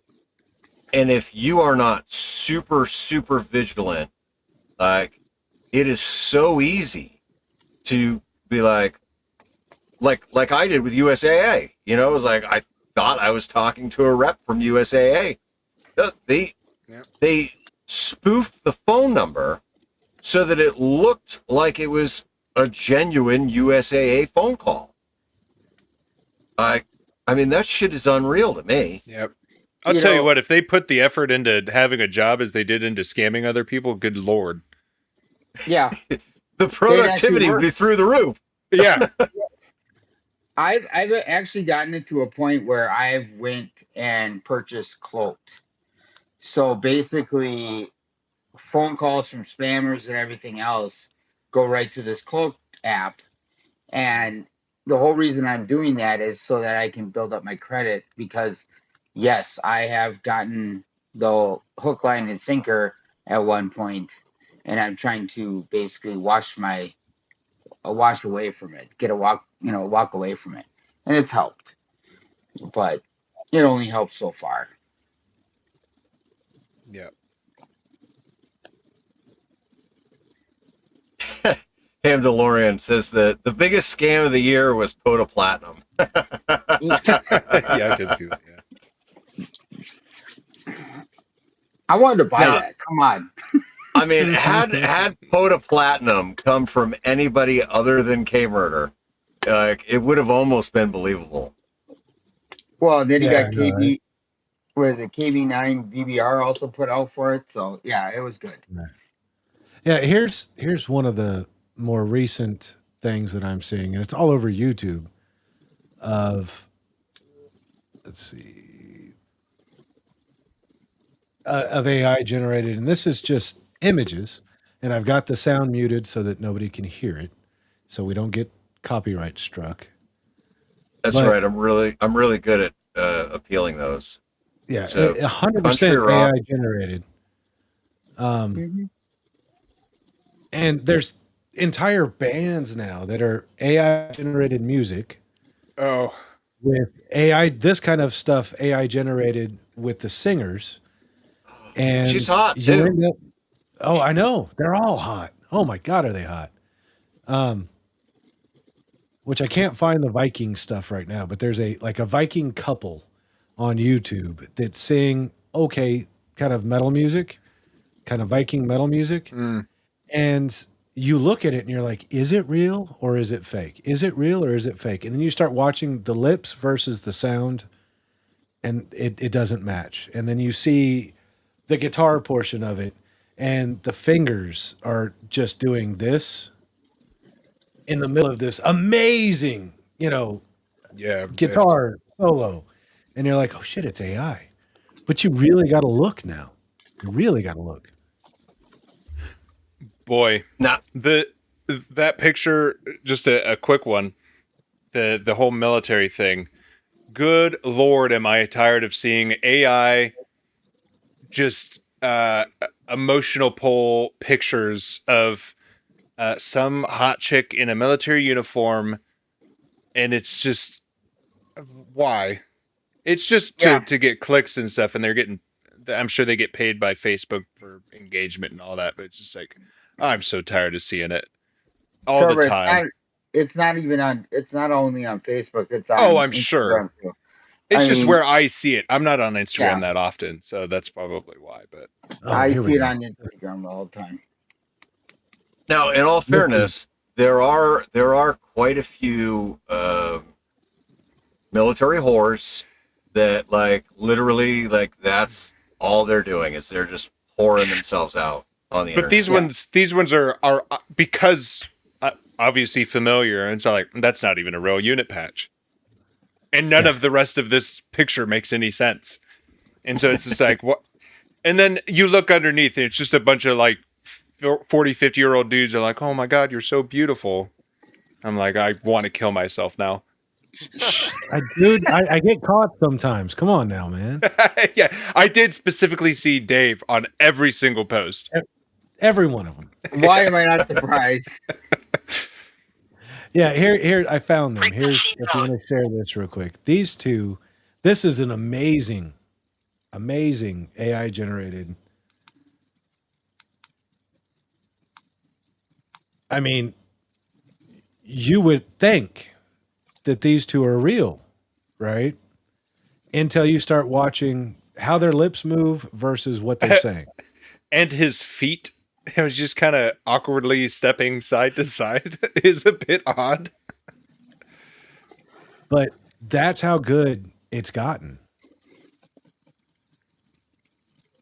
Yeah, I think a lot of the time I'm able to notice just the mouth movement itself. Not necessarily that they're like it's opening and closing the right way, but it's like no one opens their mouth like that. Like even in that video, it's like if you'll notice, singers they do have weird mouth actions, so they can. It's a more active way of speaking, so it's not all kind of mumbled together. But like it just looks odd in AI videos. They end up with very, very enunciated Yeah, mouth movements. Yeah. it's exaggerated, but too exaggerated. But yeah. And I don't know what's going on, Paul. I keep getting a screen sharing request, and I keep hitting cancel. It's because we want to see you liking all these posts on Facebook. Or YouTube as that was. Or YouTube. Yeah. Yeah. Now, Yes, so I'm on Facebook. for whatever reason, this platform, EVMux, that we use for streaming, it doesn't like to always remove something, and so like I literally just clicked remove from scene, and it's still there, Mhm. right? Now if I change to the dynamic scene, right now we lose the chat and the viewer count, right? But it's gone, and now I'll go back. And I Right. boom, Yeah, I it get just the brings it back, sharing yeah. screen is requested. So let's see Yeah, if but I sharing screen was not requested. can do DeLorean. that. Hey, there we go. Yes Stop and sharing. no. Now we see your whole thing. Oh, there you go. What? All right, now maybe it'll stay off the screen this time. We'll see. Oh, freaking technology! You know, it's supposed to be so helpful, And 99% of the time, it just makes things more difficult. Nope, I got the request again. I was gonna say, you guys Mandalorian. said it. You were like, hopefully it stays off the screen. I'm like, it's still on the screen. What are you I was talking gonna say, about? myself, yeah. It's still here. Oh, fuck it. We're going to have an imaginary sixth person there. Yeah.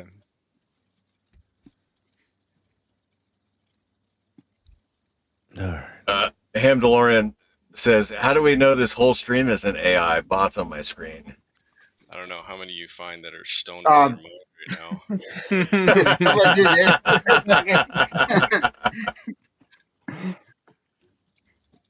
I'm sorry, that's my I don't think hello. AI So can fuck up this bad. So Yeah. Mesh. I need another Ah, beer. mesh? I need another beer.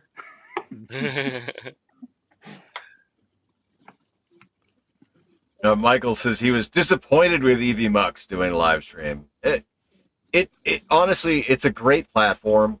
It's got some bugs, but it's really nice that like I can set up different scenes for different things, and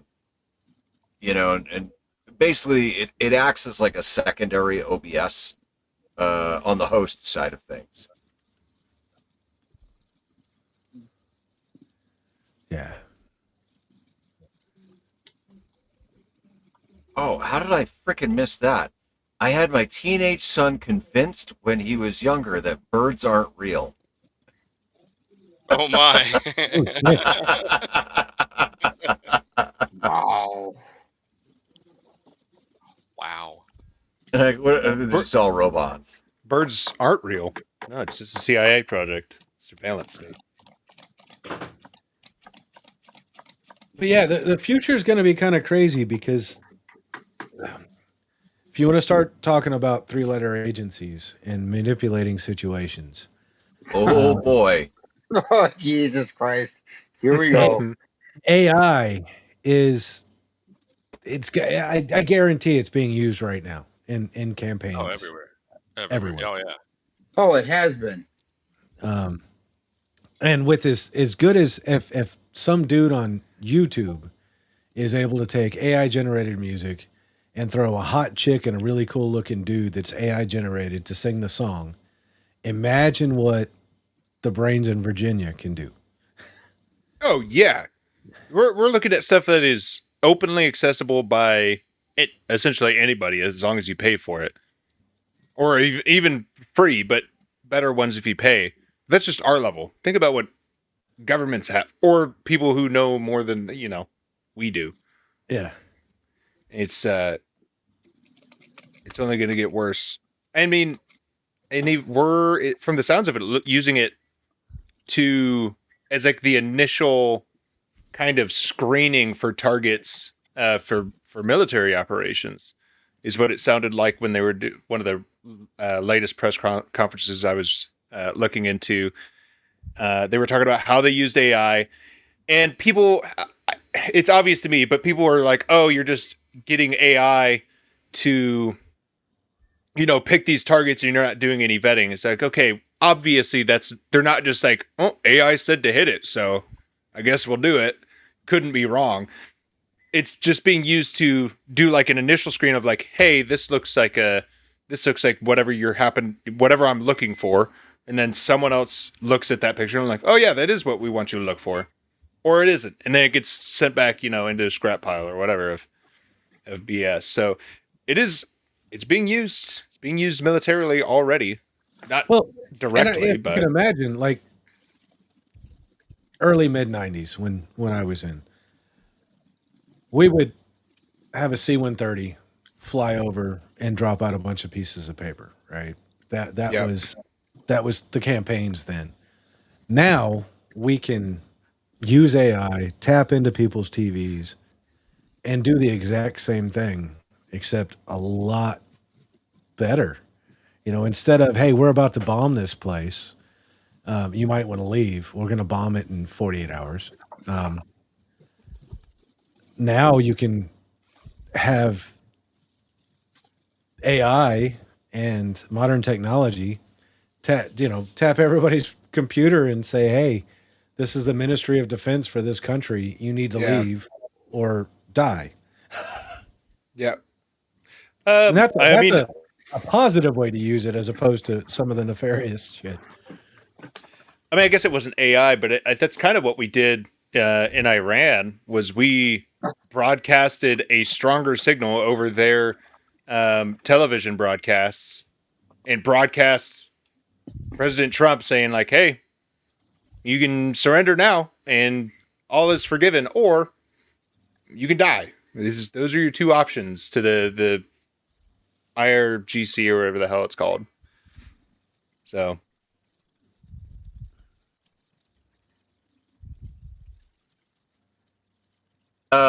Have you guys seen like products that are like, oh, as seen on Shark Tank, blah blah blah, but they were never actually on Shark Tank? Oh yeah, because who's going Yeah. to verify? Well, yeah, That I haven't seen yet. I have. just I don't think I've seen specifically that, but it goes down to like, are they going to check? People aren't verifying news sources, let alone whether some random product was on Shark Tank. But then going into AI and random products, good lord, I don't know why. Who's doing quality control on some of these AI product videos? I don't know if they're intentionally doing it because it's engagement and it's not like, oh, this video is stupid. Look at all this AI, blah, blah, blah. But then people are liking and engaging with it, so it gets seen more. So I don't know if they're doing it on purpose as like a reverse mind trick, but they are terrible. They are terrible videos. So it's the level of quality that I create when I do an AI music video. No, it's Will Smith's hands turning into spaghetti level. And that's what they're pushing out on a Facebook ad. I'm like, did you guys watch this? Or did you just generate it and push it? Generated. That's, you know what? And that might be what it is too, because that's the other thing. I'll get ads for this of like, why are you making all these videos by hand when you could just go to this site and just type in this and we'll give you 100 videos and automatically post them to your channel and posting like 10, 15, 20 plus videos in a day or shorts typically. And it's like, good God. They do it because it makes money. Because in the end, people will like it because that's how they are. And when you're posting 20 plus videos, one of them is going to stick. So Yep. Now, I'm not a big fan of the AI video creation to like, help supplement like my videos for my channel and all that.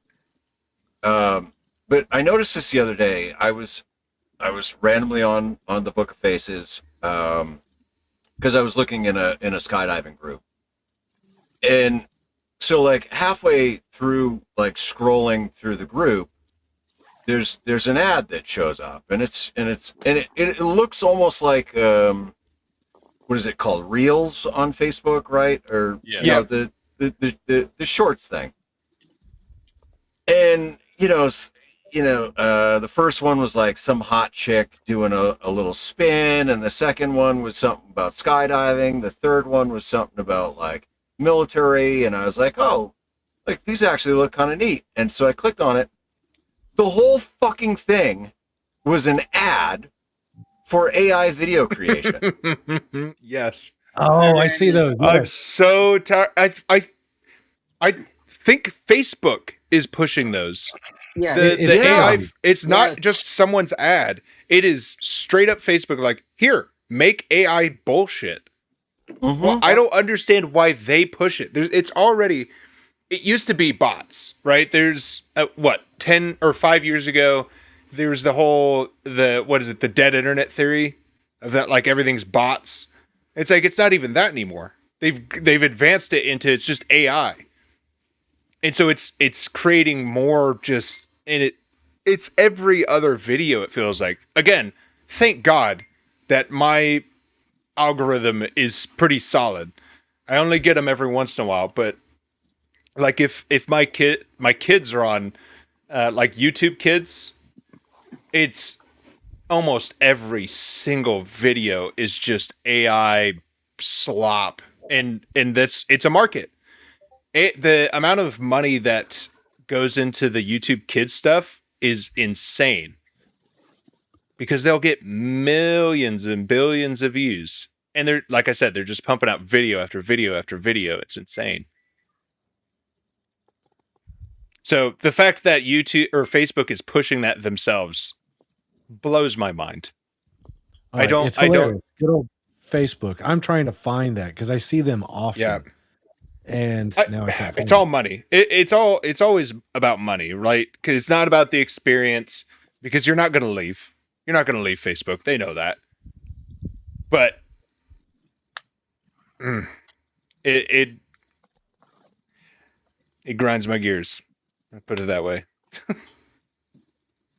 see if I can get one as well. I mean, I'm not a complete fucking idiot. I mean, I'm a fucking idiot, but I'm not a complete fucking idiot. Yeah, well, right. We know you're an idiot, but not a complete fucking idiot. So just go on with your story, please. Remember, Yeah, he thank is you. a jarhead. Once a Marine, always a Marine. Hey, brands are But good. like, listen, I played around with several different like AI video creator websites because I wanted something that was going to be simple and easy to make a music video to go with the music that I create. Yeah. Now, mind you, right? Like, all I do is I write the lyrics, and then I use AI to make the music. And so I also wanted to then use AI to make the video so that it was something entertaining to watch other than just like the waveform on the screen. But dude, I suck at it. Like, it always looks fake. It always looks bullshit. Like, right out the gate, you can tell, like, this is the worst AI video that I've ever seen. I don't get it. Like, how are these people making these videos that are actually passable? Yeah, I honestly don't even know. I think I'm literally looking at AI right now. I'm pretty sure I've seen this page several times, and do you know how many AI videos I get just on my YouTube? It is ridiculous. AI is not only on Facebook or Instagram or Twitter, it's also on YouTube. So for whatever reason, when I got my or I shouldn't say updated phone, I got a replacement phone. And my YouTube wasn't popping the notifications like it normally does. Like when the Grouch posts something or Mike N2MK posts something or, whoever. I mean, Tortoise. Heck, Tortoise, I didn't even get Tortoise's notification for Nears Fest. I was lucky I was at the computer when I saw him on live. Mm-hmm. Because it was, we're going to send you a digest at 5 p.m. every day. Do you know how many flipping videos I missed during that time? Yeah. That's why you got to ring the bell.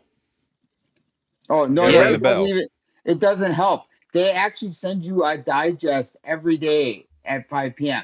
So you have to make sure you turn that off so you get the notifications of when they pop up. Otherwise, I would have never known that Weekend Warriors was on, except for I know it's at Fridays at 7 p.m. when I don't have the kids. That's how ingrained it's been for me. But think of all the people that Julie or Julie and Vaughn, they go do a porta park. Yeah, I like to watch their live streams every now and then, but try to contact them every now and then. But I wouldn't know when they're on. Dave, you get on, either of the Daves, get on the air. You guys do a live stream. I wouldn't know when the hell you guys are doing that. A lot of the contacts I've made over the last year, yes, they have been through YouTube because of I get the notifications, and that's a good thing. But the AI crap that's going along with it, that's getting old. Like this former warrior got walked out of the bank. I'm like, what the hell kind of crappity crap is this? Can you give a like to this poor soldier? Yeah, Oh that yeah. or do you like respect?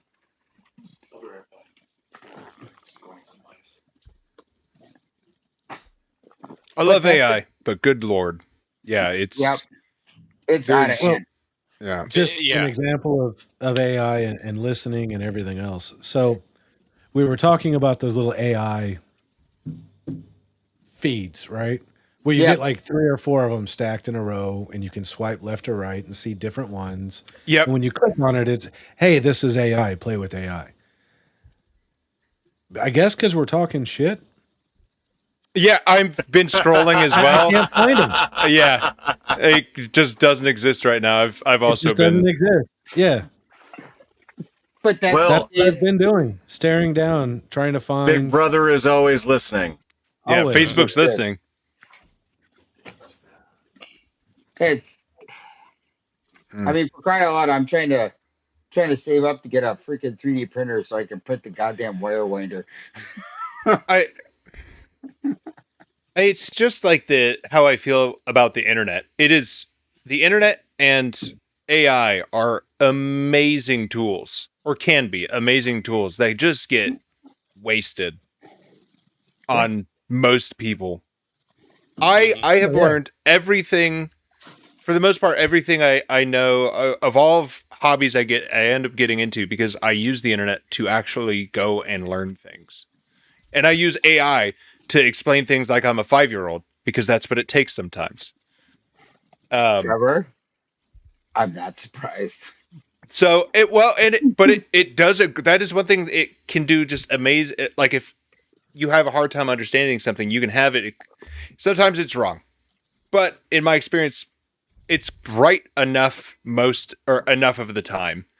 And so the just everyone that just uses it to just post slop, at least the when it comes to like say the Iranian regime, at least they're trying to they have a purpose that isn't just I want to be popular on YouTube or I want to make money on YouTube or Facebook or whatever it is.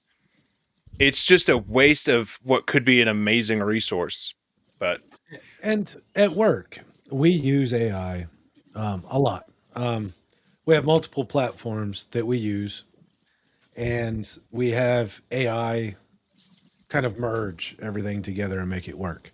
I had a meeting with one of my boss, and he was like, "Hey, the guys higher up because I'm a salesman, quote unquote, so I have to put out so many bids and everything else, and my area of expertise is unique in the fact that I may only put out 30 bids a year, but I will outsell 90% of our salesmen, right? Because our bids are huge.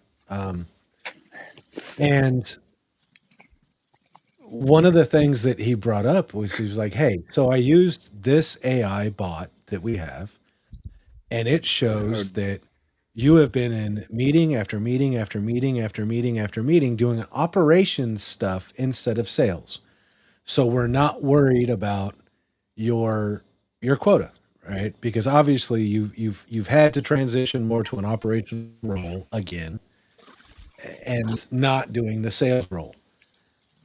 That was all done by AI, where it actually saved my ass from getting my butt chewed for not creating enough proposals. Another beneficial tool we have is on these calls that I'm on, 3, 4, 5 a day, right? Teams has this AI tool now that will listen to the entire conversation.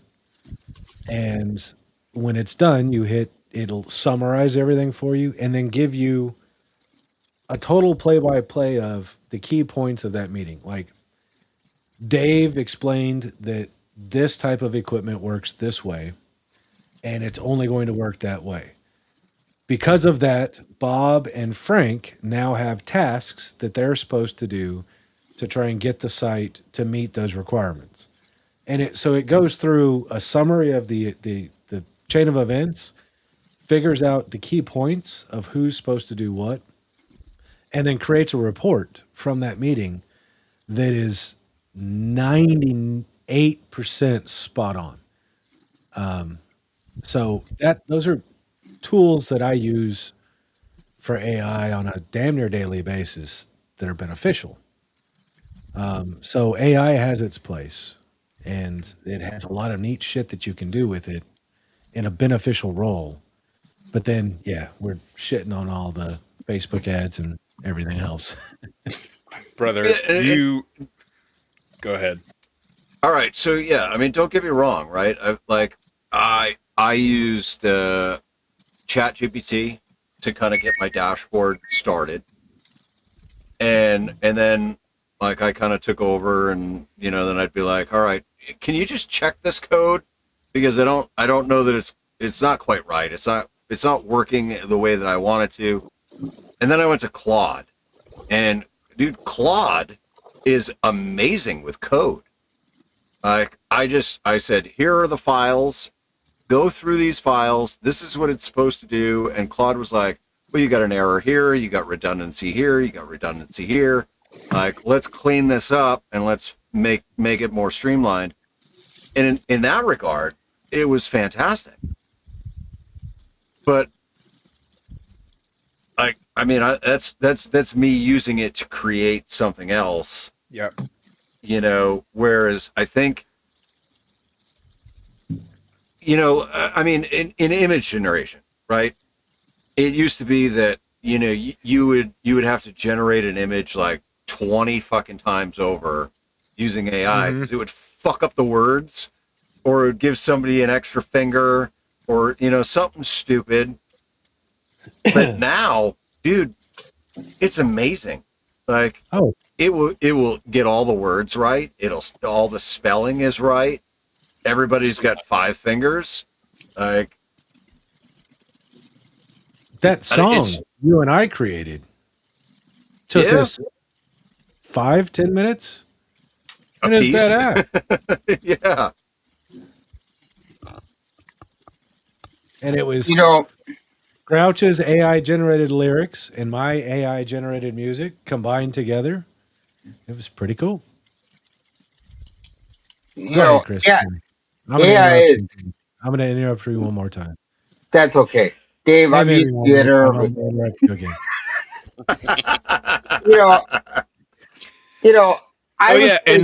No.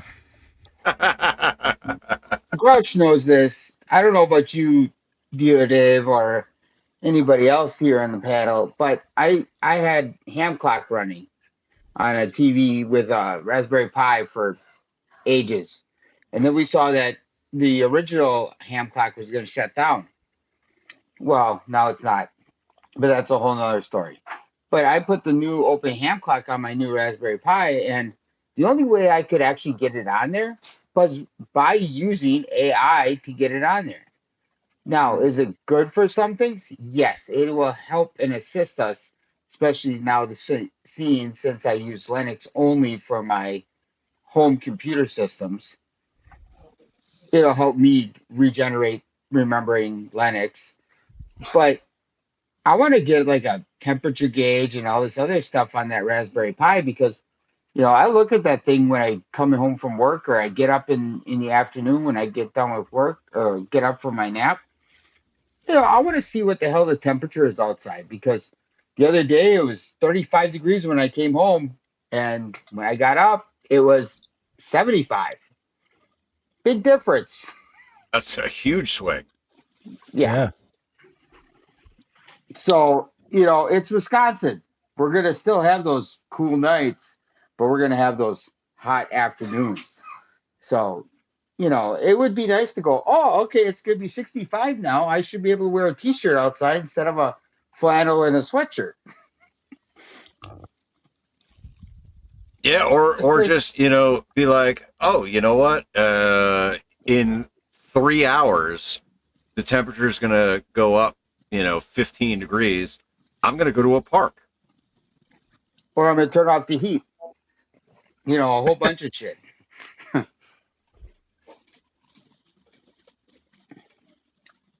But I mean, we all use AI for a little bit, or our little hobbies. You know, what was it? N1JUR this morning had something on AI, using AI before you're going to a park. Mm-hmm. I I haven't done the restream yet, so I'll do that later on. And but you know, what's so bad about using AI for that? I mean, What was the concept? I didn't see it. So what was the concept behind using AI So before going to a park? so basically, what he did was he created a prompt, yes. Mm-hmm. and it's a fairly generic prompt, but it's basically, hey, AI, I'm going to go and I'm going to go to this park in this location and I'm bringing this radio, this antenna. Um, what is the likelihood that I'm going to make contacts, DX contacts or local contacts or whatever. Um, and then the AI was just taking into account like the A index and the K index and what Okay. possible propagation could be based on the type of antenna, the antenna orientation, and the power used. And I was like, I mean, that's all right and all, but I mean, it's extremely limited for what it could be. Yeah. I just don't know. I don't know. I don't think it's something I would do. I think I would just go look at band conditions. Right? That seems But like Trevor, all it's doing. Other I mean, than there are like you plenty. should know generally what your antenna can do on a good day, and it's like kind of subpar band conditions. Like I'll be out there and I'll be like, man, I'm not reaching anywhere. I look at the bands and I'm like, oh yeah, that tracks. Like they're shit. Like Fucking talk about the thing I should do before going out is looking at the band conditions because I have gone out to a park and like, oh, I should probably look at the band conditions. Oh, I wasted my time being here, like because they're all poor. So Yeah, but when you look at the band conditions thing that's out there, yeah, I've had a lot of times where I look at that and I go, "Oh, I'm gonna have a shitty activation," yeah. and I It's blow I it mean up. because it's all based on a general area, and it's on a disclaimer on every one you go to of like this is only a tool to kind of get a for rough New, guesstimate of how the bands are. It's not going to be yeah, the it's for same New for York. everybody. It It's doesn't. for It New York depends. or Yeah. Los. Yep. You know, one of the coasts. It's not in the middle of the United States where Yeah. Dave is or I am, But when or you're even Garth's right now. if you're looking at the A and K index, that's something that's relatively more reliable, I guess, to get if you understand those than just like bands are good. Well, I really liked the fact that so Shannon KC10HT is on that stream with Eric, and she was like, yeah, but you know what? I There was a day that I went to go activate with Paul, and everything solar prediction wise was like the bands are gonna be shit. Everything Yep. was red. It's bad, bad, bad, bad, bad. And dude, we were talking clear as fucking day Yeah. with Colombia, Ecuador, all over Europe. And it was like, I don't know what the fuck anybody's talking about. Like, band conditions are great. Like, It's super regional because it all depends on how you're pushing out from wherever you are. Maybe you just have a better path than a dude 200 miles to your east does, So it all just depends. Always does. That's like the other day. It's like I'm getting terrible propagation within the United States, and then this dude in Eastern Russia gives me a 5. Well, I don't know if I believe that 5.9, but I think he gave everyone a 5.9. But it's like out of nowhere, I'll get that. So it's all just dependent on what you're using, where you're set up. yeah. It could be even 20 miles of difference. Maybe you have a slightly different hill than they do, and it reflects better, whatever. So, Well, just a tool. and Yeah. I've been talking with Matt from Reliance, and I'm like, dude, I want to try one of your 56 to ones because of where I'm at. I mean, I got 9 to 1s, 49 to 1s, and everything else, and I've thrown them up at trees. I've put them up with the pole. I've done, this, that, or the other thing.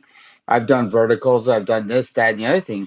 And the only thing that has actually gotten me out with the G90 really nice has been the NSAID biscuit. But what would a 56 to 1 from him do with my you know radiation power? I don't know. I got to try it. So I want to try all these different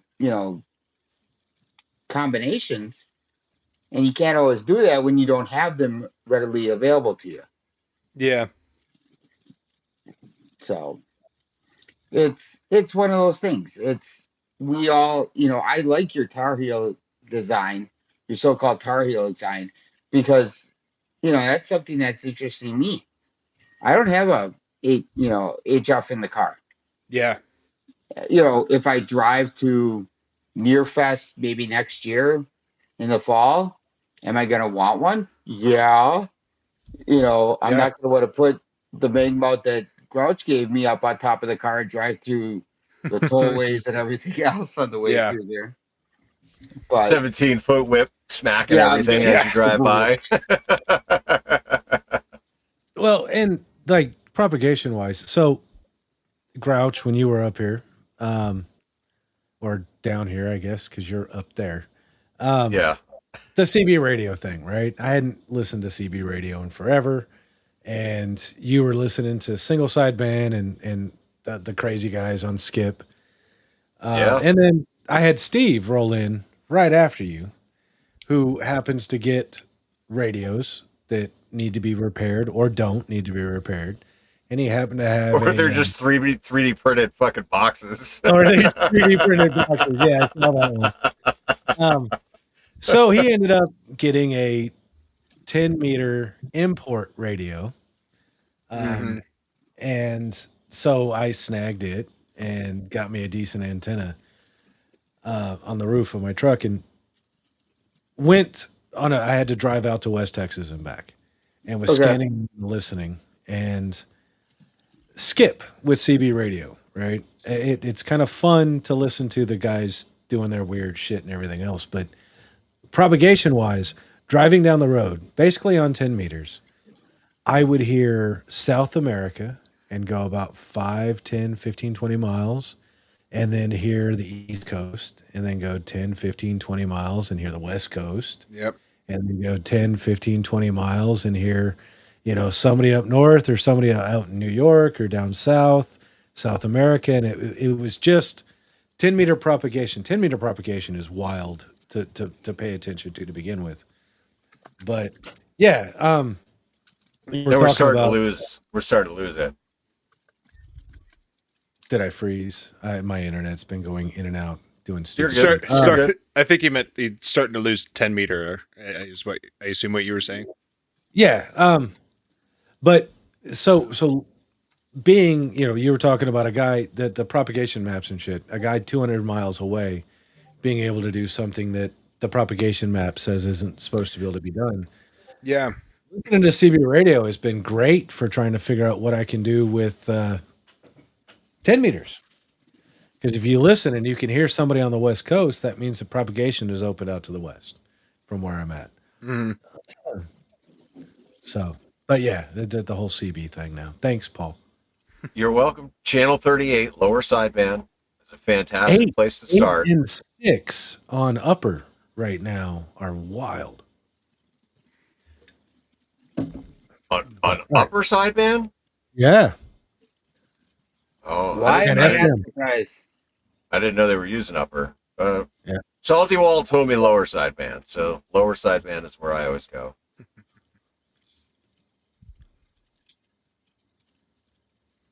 No, but propagation is wonderful, and I could. I mean, Grouch knows. I went in the middle of winter in Wisconsin to a state park through a 10, 15, 17, no, 10, 15, or 20-meter whip. I'm on a triple magma and it was making, you know, activating my parks with no problem. But then you turn around and drive down the road with that, I wouldn't trust it with my life. Yeah, it'll stick to my car, but what's going to happen to the tip of that antenna when I'm trying to put some RF out it? Yeah.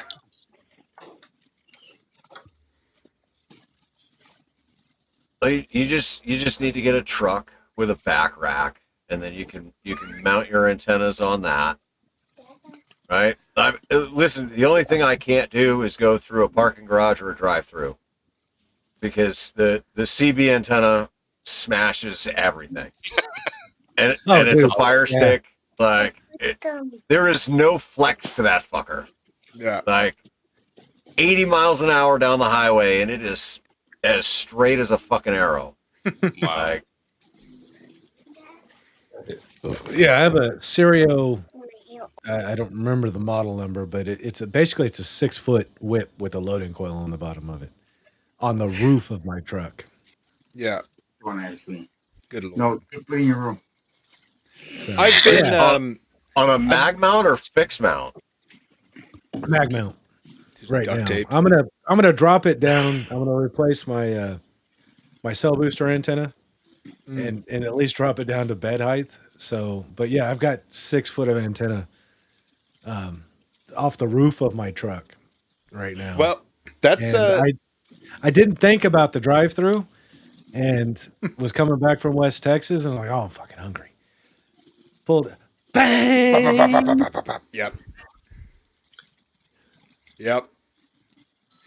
Well, that's I fully understand that because right now that's what I've got is now it's about 5 foot because that was I had to cut it down some to be able to get 10 meters to be resonant, but I really want to figure out a way of getting it on the roof, but I'd have to like guy line it to the roof rack because I don't like it's pretty slim, but 65 plus miles an hour going down the road. Also, that puts it at like almost 7 feet. Yes, it's almost like 7 feet above the roof line at that point. Because right now it sits the base of the top of the coil rather sits just below the roof line, so it's only sticking out 4.5 to max 5 feet above.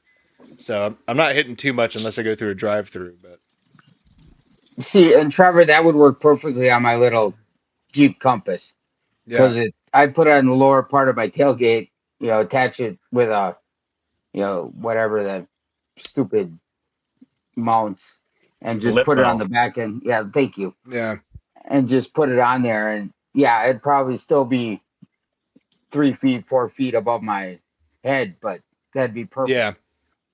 Yeah, there's a lot of things I want to do. I've got I'm working on, you know how the ATOS has the PL259 in the base? Yeah. Well, I went and epoxied a 259, excuse the blood on my hand there, into the base or into some a 3D Yeah. print. Sorry, I couldn't think. I took the center out because it's one of the ones you can just screw it all the way through, and then just treated it as a heat insert. But what I want to do with that, especially if I end up getting the AX17 motor controller, is then I have just a coax going to it. There's no risers or anything, and the coil and base itself would only end up being like maybe 1.5 foot. I don't even think it's 1.5 foot right now. It might be just at it before it gets to the steel riser. But that would be perfect. I want to get a truck just because it's so directional, being all the way at the back on a hitch. Literally just me turning around while someone is talking. It can go from a 5.9 plus to I can barely hear this dude above the noise because it's that directional. So that's the one thing I wish I could. But there's not much I can do. Like I could move it to the hood once I do this, because then, it's not too bad. It's the same dimensions as an ATOS at that point. But I don't know how much better that would be. I mean, it would be better because it's got more ground plane below it, but I don't know. That's my biggest thing Well- I'm fighting right now is directionality. The biggest Now, thing that Trevor- I did. I need the files and Mhm. the BOM because I'm gonna mount one right up here Yeah. and see what Man, happens. I thought about that. I was like, what would be perfect is you could get 3D, I probably wouldn't 3D print them, but like 2 clamps and just put them on the back of the trailer and just. Well, I have the ladder rack, right? The ladder right there. Oh So I yeah, have you a could just mounting mount it to solution. the ladder, and then Wow. you could make it smaller, right? Because with a 5-foot whip, obviously the shorter you go, the worse it's going to get, less efficient it's going to be. But even at it's a roughly 5-foot whip, I can tune it down to 80. And I have gotten a contact from here to New Hampshire, which is no record-breaking thing, but on 80 meters on 20 watts is, on a mobile crazy. antenna, a 5-foot antenna is insane. Yeah. I did it just to try it, but the very far limits right now on a 5-foot is the base of 80 all the way to the top of 10. It is the perfect length of coil for that element. So you could go shorter than that and still, if you wanted to get down to only 40, My corns are fine. I don't you could have put VOL a equipment. 4-foot. A 4-foot would be perfect. You're not super high above the trailer, so. That would be perfect for Grouch. I'm sorry, but that would be absolutely perfect for Grouch. But Trevor, the kids Yeah. all want to know. Yeah. Do you have blood on 2 fingers or 3 fingers? This is blood for me stabbing myself so many times. I It's was supposed to be from stabbing something else. no, yeah. Well, unfortunately, that's not what it was. It was the exact. I was getting stabbed. Oh, Yeah. Well, don't ask, don't tell. Is that still a thing? it's still a thing.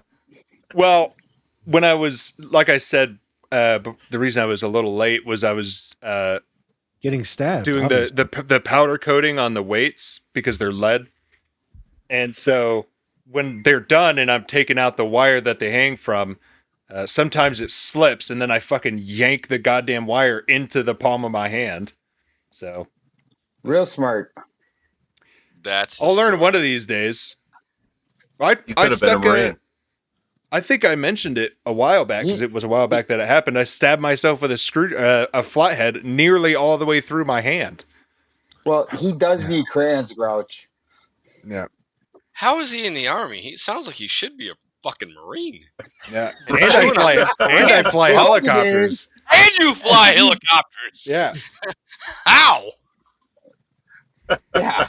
I'm not a smart man, but goddamn it, I can fly. I think we need to send him. But yet he I flies a think we multi-million-dollar helicopter. And we need to send him a bunch of crayons.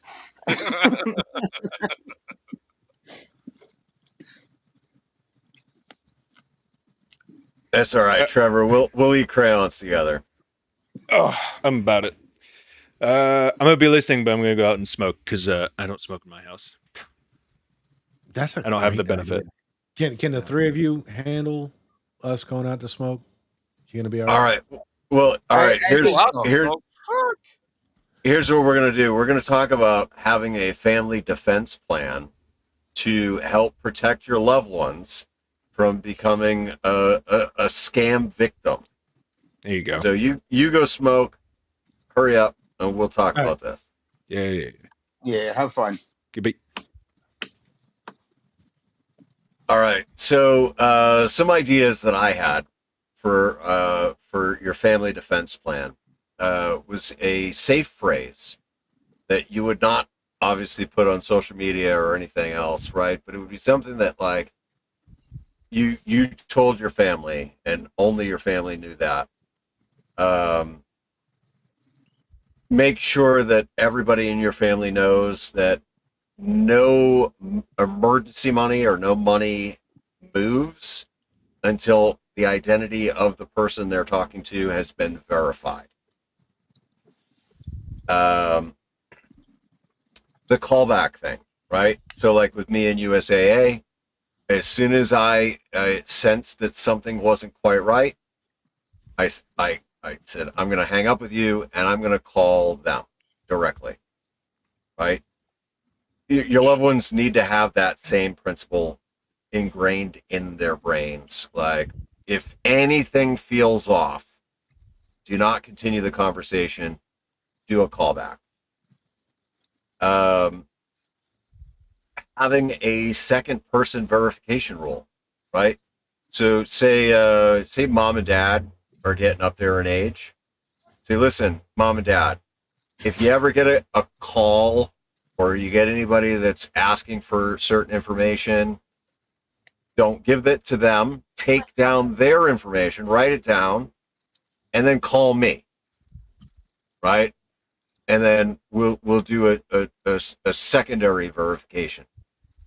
And then, of course, the hang up rule, right? So like, if anything feels off at all, just make sure that everybody in your family knows. Just hang up. Like, whatever the emergency is, right? If you hang up, like, they're either going to call again or somebody else is going to call you and say, hey, this is the emergency that's going on. So some safe phrases that you might want to like try out with your family, right? Dog's name, hometown. I wouldn't do birthdays. I would say no to birthdays because birthdays are fairly public. Military units. I think military units would be a really good one, because only your family should know, or like the people that served with you. But like, I was attached to 10th Mountain in Afghanistan. Who the fuck is going to know that? Well, now everybody knows that, but you know what I mean? So like, I mean, it is up to us, right? I mean, we're older, but we're not as old as they are. And we were lucky enough to grow up in a time where we saw the evolution of technology from nothing to what it is now. And so I think it's important that our age range, we'll say 40 to 60, right? Or 40 to 55. We'll go 40 to 55. We have a plan in place so that we let our family members know, hey, look, if there's ever anything questionable, because of how realistic these scammers are getting, let's I don't know, buddy check our family, I guess. What do you think about that? Yeah, that's smart, especially with your your aging family members, your parents, your grandparents. Um, I unfortunately do not have any grandparents left. Neither do I. I have my mom. That's it. She's pretty good about her things. I mean, I do have a grandmother from my stepfather. So my step grandmother, she's still with us. She's pretty good, but mom's got things pretty locked down. But I wouldn't want anyone falling to that. So yeah, these secondaries would help out in so many ways that you're not getting, their life, what they have for life savings, or whatever may be the case. Yeah, I mean, the last thing that any of us want to see, right, is our family members and loved ones, get taken by Yeah, these scammers. absolutely. Welcome back. I thought I'd do a quick What the demonstration fuck is going some on of my the phone? latest. You're doing a Oh, there we fucking demonstration.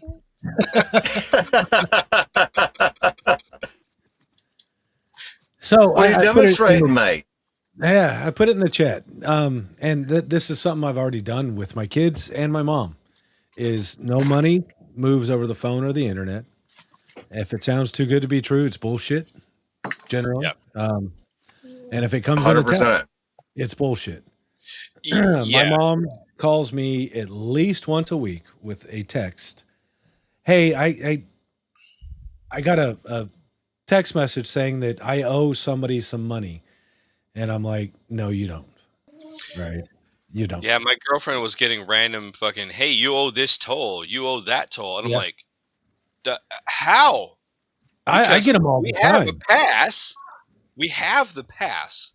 And you, it didn't make sense. She's like, I'm like, no, babe, don't click on that. Don't do anything.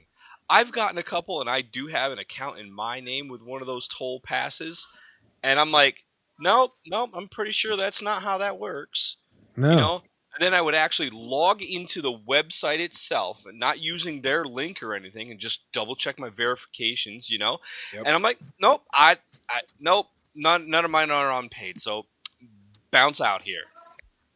That's a big one that I did not mention, right? But like, make sure that these people know Yes. not to click any fucking links in emails, right? Yep. Because how many times do you get that PayPal email or Venmo email, and it's not really from them? Yep. And if you click on the link, well, now that opens you up, and you're susceptible. But if you do not click on the link and you go direct to the website, you verify that way. Yeah. Exactly. And like I got a text on Monday.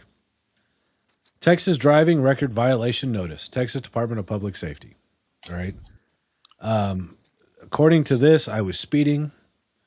And now this is actually where because Tuesday I actually got a speeding ticket, which is weird that this came in on Monday. It's like precursor because it was Texas Department of Public Safety that gave me a warning ticket, but it's got a link, right? And it looks like it's legit. It's texastx.gov sfgfg.auto/DMV, right? And that's where it's like, look, it's bullshit, and that is a daily occurrence for, especially, I don't know how they get, once you hit 50, you get more. It's fucking bullshit. But I can imagine my mom at 78 is getting tons of these things, Yeah. right? And I was like, look, do not, if you get a text or an email, whatever, call me. We'll talk it out. It may be legit. It may not be legit. But call me and talk it out. Same thing with my kids. Call me and talk it out. We can figure it out. But yeah, no money over text, internet, or phone. No money moves. Period. Right. And Period. not only no money, but no sensitive information. Right. Yeah. Right. 100%. So don't go verifying your birthday, your social security number, your banking information, your credit card. Don't verify any of that shit. Hang up and call the company direct. Yeah. And never, ever connect to anything that says free Wi-Fi. Yep.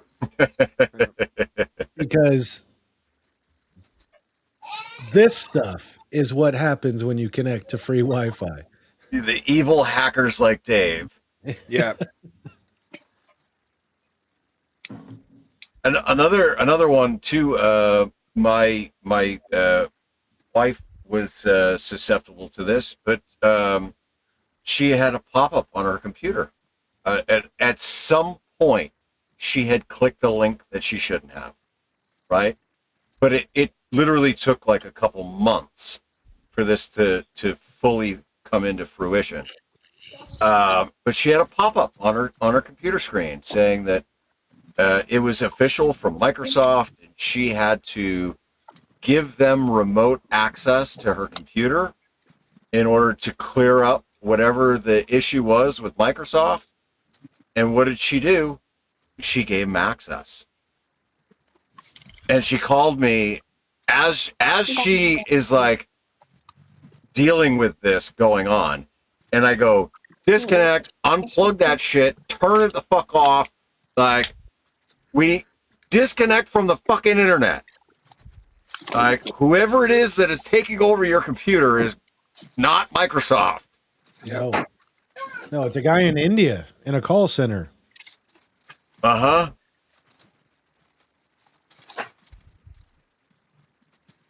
Well, that reminds me of they've gotten smart, man.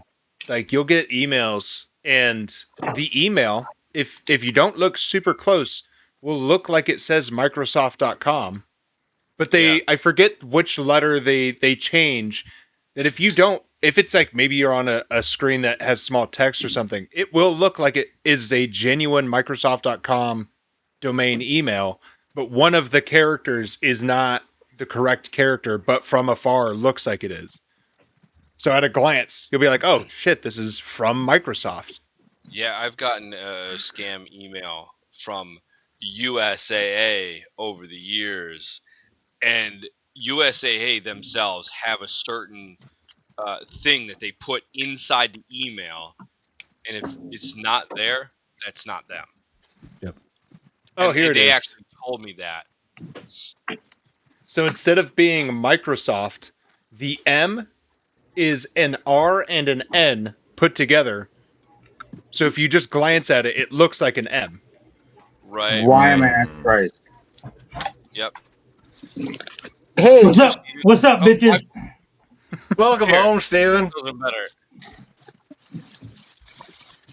Fucking AT&T, man, I tell you. AT&T sucks. So does Apple. What?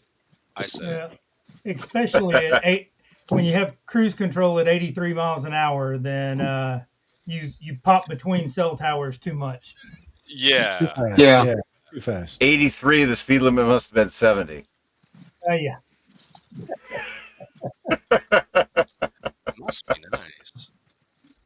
Yeah. We don't have those great speeds up here in New York. Nope. Oh, gotta love Texas. You Dude, don't have lots of freedom up there. I swear, we the speed limit everywhere in Texas is 70. Yeah. Oh yeah. 70 is the minimum for a back road. I mean, shit. The road to Circle 6 Ranch is 65. And it is this wide with a steep drop off on each side, rural road, and it's 65. It's 65 on the interstates here. Yeah, and that's the most you're ever going to see. 7. Yeah. We got 7 interstates. I'm going to bed. Good night.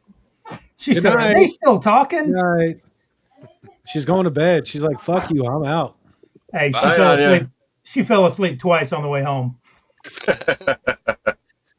Speaking of speeds, New York passed this law back, I don't know, a month or so ago. Mm-hmm. They will pull you over for 1 mile over the posted speed limit.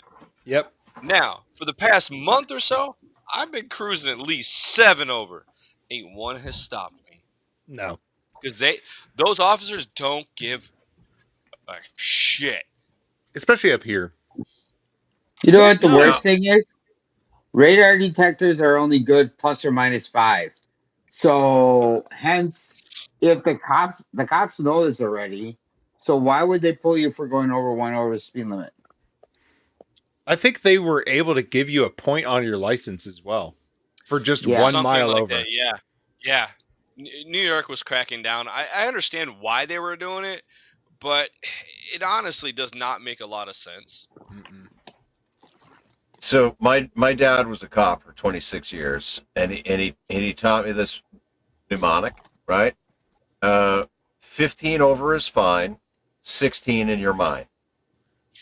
Sit here in the New York's 9 you're fine, 10 you're mine. Yeah. If you're lucky. Yeah, and Yeah, if you're lucky, yeah. It's 14 around here. Yeah. No, so I got pulled over for 83 in a 70 mile an hour spot.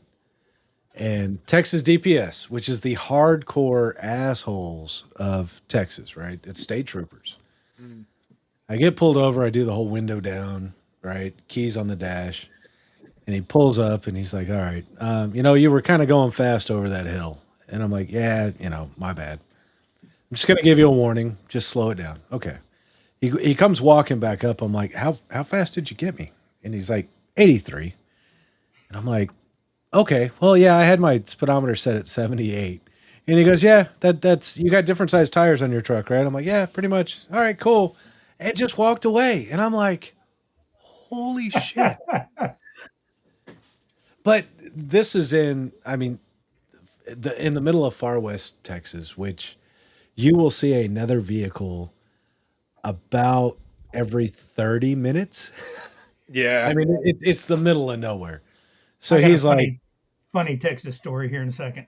oh, go ahead. That was kind of the end of mine. It was just one of those, I came over the hill and I didn't slow down. So he's like, fuck, I got to pull you over.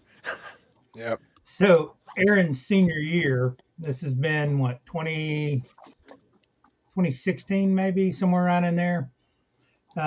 We did a family trip. So we did 40 all the way over to the Grand Canyon, then up through the Hoover Dam, through Vegas, up through the parks up there, down through Montana, North Dakota, all that, and then back through St. Louis and back into Tennessee. 10 days.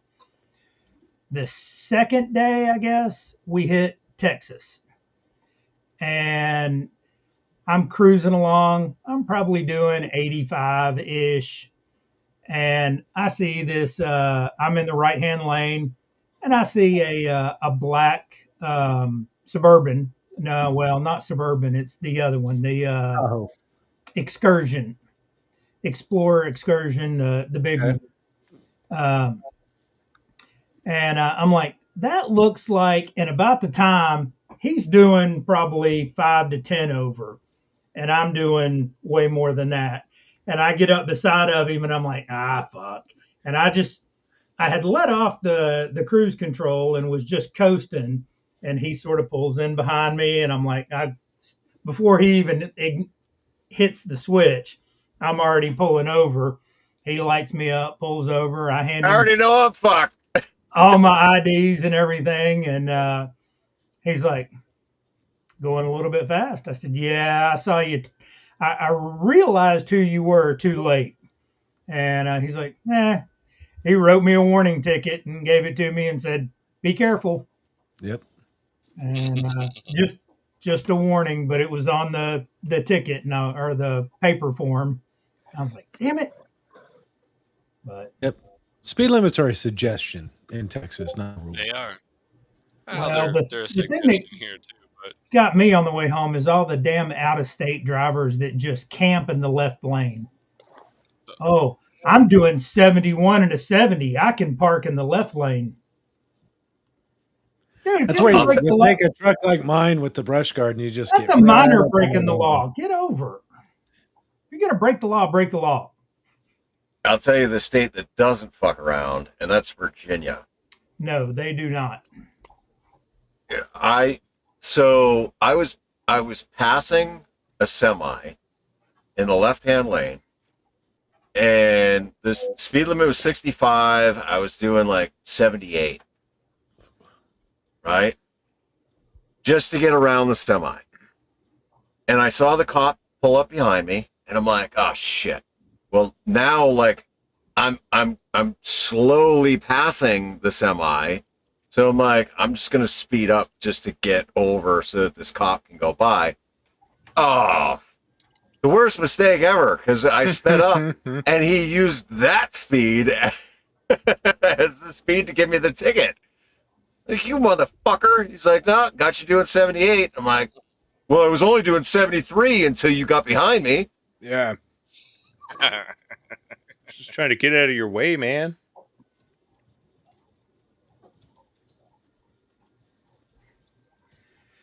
Well, what all did I miss? Give me a recap. All right, let's start over. All the way from the hey, beginning. when it ends, watch it over.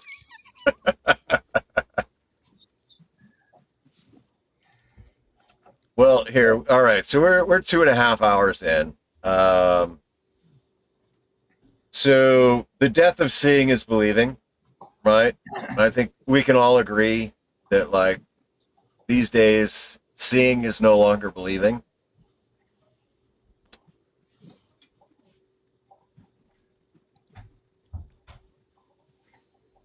Oh, this is a good one. Okay. The liar's dividend. All right.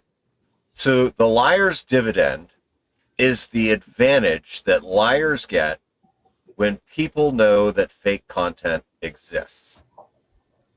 So, for example, right, once deep fakes become common, right? Like 20 years ago, the deep fakes were few and far between. Now they're more and more common. A guilty person could then deny real evidence by saying, well, it's fake, it's AI, it's edited, that's not me. And good luck to the prosecution for proving that it's real.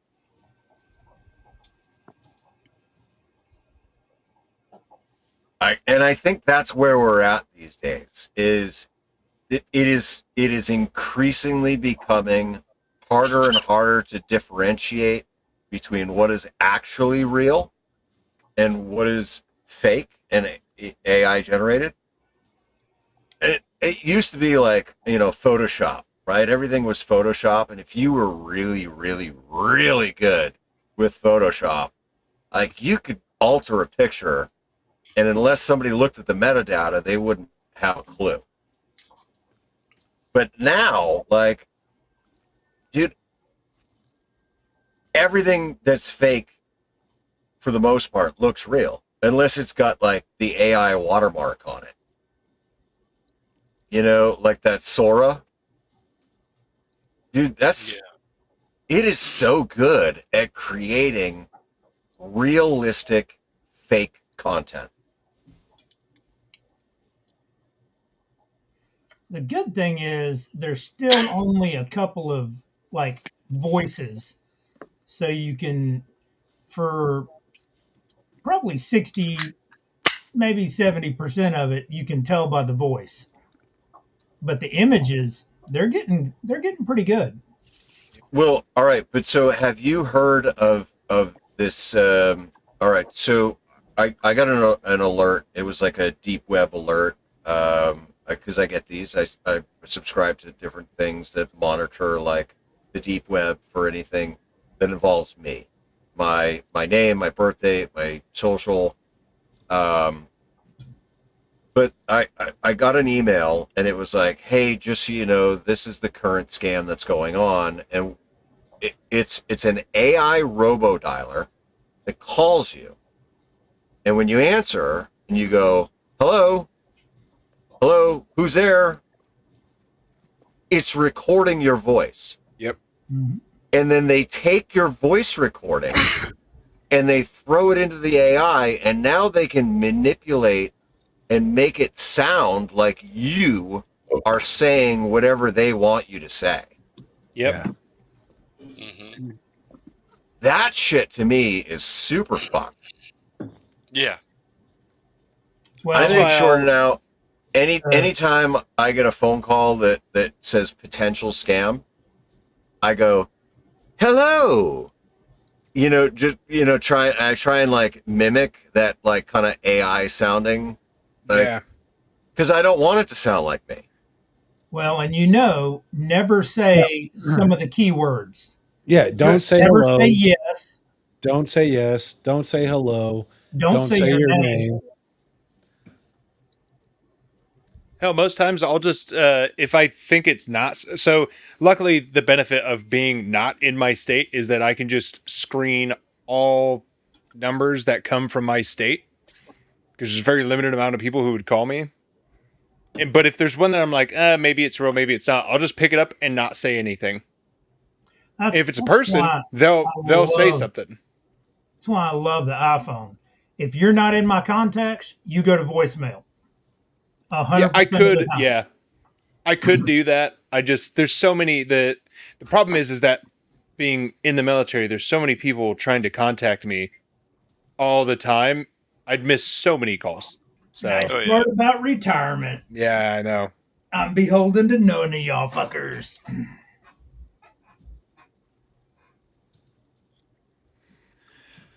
All right, I think I'm gonna head off, go spend some time with the wife. We've been going at this for now almost 3 hours now. So Almost 3 Oh, hours. screw Yeah. I've only been that. on for about 20 You minutes. got the wife forever. You've got us for a few more Stop. minutes. Stop yelling. oh 20 minutes, Steven.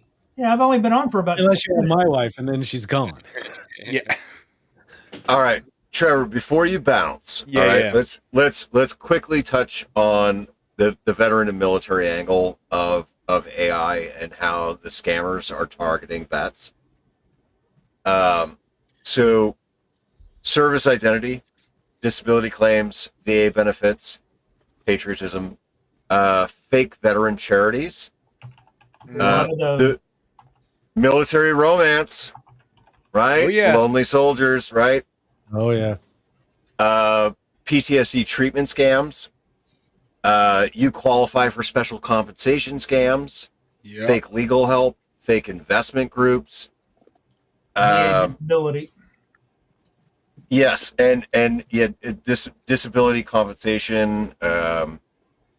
Dude, there are so many scammers out there targeting military and veterans. Look that way and say hi. And Look over there. so, like, what do we do, right? Because I mean, the VA is already a fucking confusing, awful mess to deal with, right? But like, how do we understand who is real and who is not? And how do we help our brothers and sisters to not get scammed out of their benefits, essentially?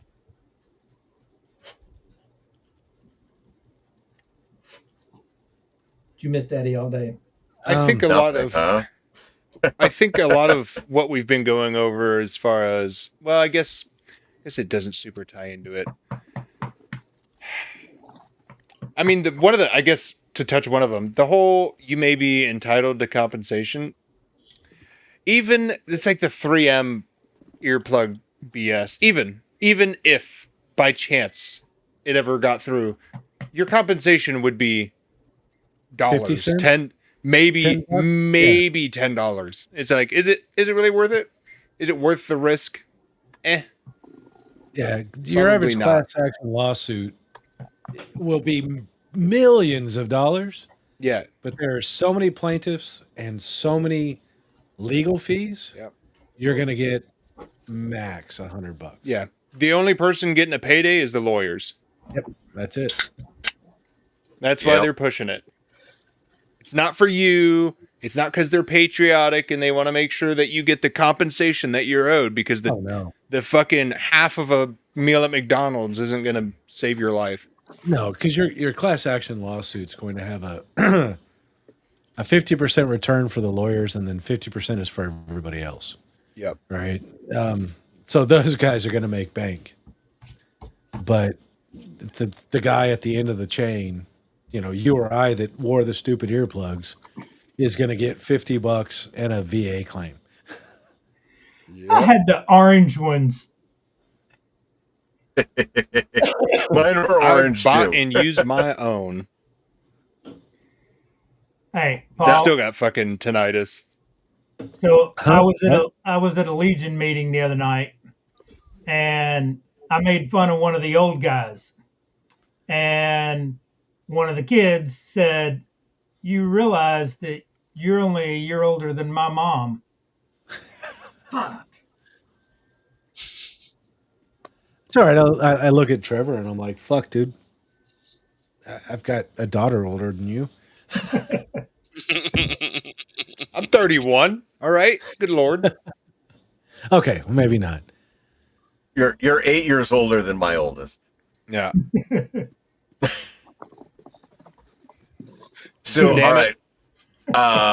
One thing I wanna really emphasize as far as the military and the veteran angle is when it comes to claim representation, you do not need a lawyer. You don't need a special firm or anything. Get a actual VSO, Veteran Service Organization, to represent you. And there are Yep. numerous. VFW, Legion, DAV, DAV. There's Harder. plenty of. AMVETS. If you pay for one, you're dumb. Yep. Do not pay for it. No, you should never, ever, ever have to give up part of your settlement No. in order to get your benefits. Yep. Agreed. Or pay to play. You shouldn't have to pay somebody to get your benefits. No. Right. All right. Well, then let's put a bow on this so Trevor can get out of here. All right. Play with the wife. So, Yep. listen, I've greatly enjoyed this conversation. I hope that we have given people something good to think about, and hopefully, some things to bring back to your family members so you can start to enact a plan to help protect everybody that you care about. Because the answer to all of this I hear isn't mesh panic. I also hear mesh-tastic. Somebody didn't turn their external notifications off. No. Who is that? You need to That's set me. your. Okay, so set your. You go into the app, go to external notifications, go to nag timer, and set it to 1. Then You know how All many plastic messages I get? That's Dave, the first that one. way you just get it toot once. Dave, you can unfuck Chris in a minute. All right, let me finish here. All right. So listen, panic is what the scammers want. Okay, so we need to make sure that we're not treating videos like evidence, right? Question everything, even voice. Okay, if it comes through in voice, and you question it in any way, shape, or form, hang up and call that person back directly, because we need to stop treating anything like it's actual valid proof of anything these days. This is all hard, right? Because it's easy to want to see the good and want to believe that the person that we're talking to is really who they say they are. But we want to make sure that we're protecting ourselves, we're protecting our loved ones, because this is only going to continue to advance, right? So no different than you lock your door, you check your mirrors, you don't hand your debit card to a stranger, you don't give your social security number to anybody you don't know, and you don't believe every drunk in a VFW. We want to make sure that we're questioning everything. Verification is not paranoia. Okay? Not in today's day and age. Verification is not paranoia. It's not the same. Verification is basic hygiene. Due diligence. Mhm. Yeah. So I mean, and listen, this doesn't mean that all trust is dead. It just means that blind trust is dead. The good old saying, trust but verify. Yeah. And so you want to make sure that you trust but verify. If there's anything involving money, politics, panic, sex, health, family emergency, military claims, or miracle cures, verify it twice, because those are the specific avenues that scammers are focused on. So yeah, and this isn't a someday thing. This is now. This is actively going on.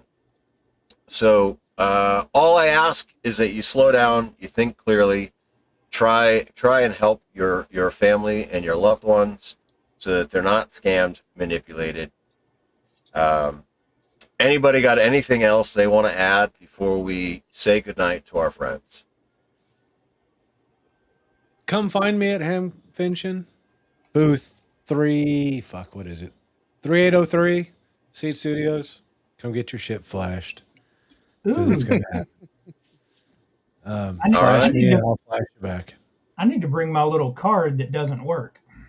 Yep. bring And it to Trevor's going to be at 006. Yep, 006 right outside the Form 1 build or Building 1, Form, whatever it is. I think it's the Form building. And I will also be at Hamvention. If you see me and I'm kind of in a hurry to kind of get from point A to point B, I am probably headed to the drop zone.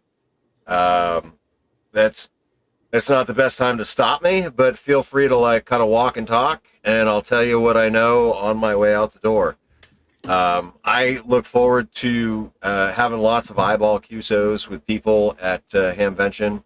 This will be my first time, but I am 100% super excited for Parachute Mobile at Hamvention.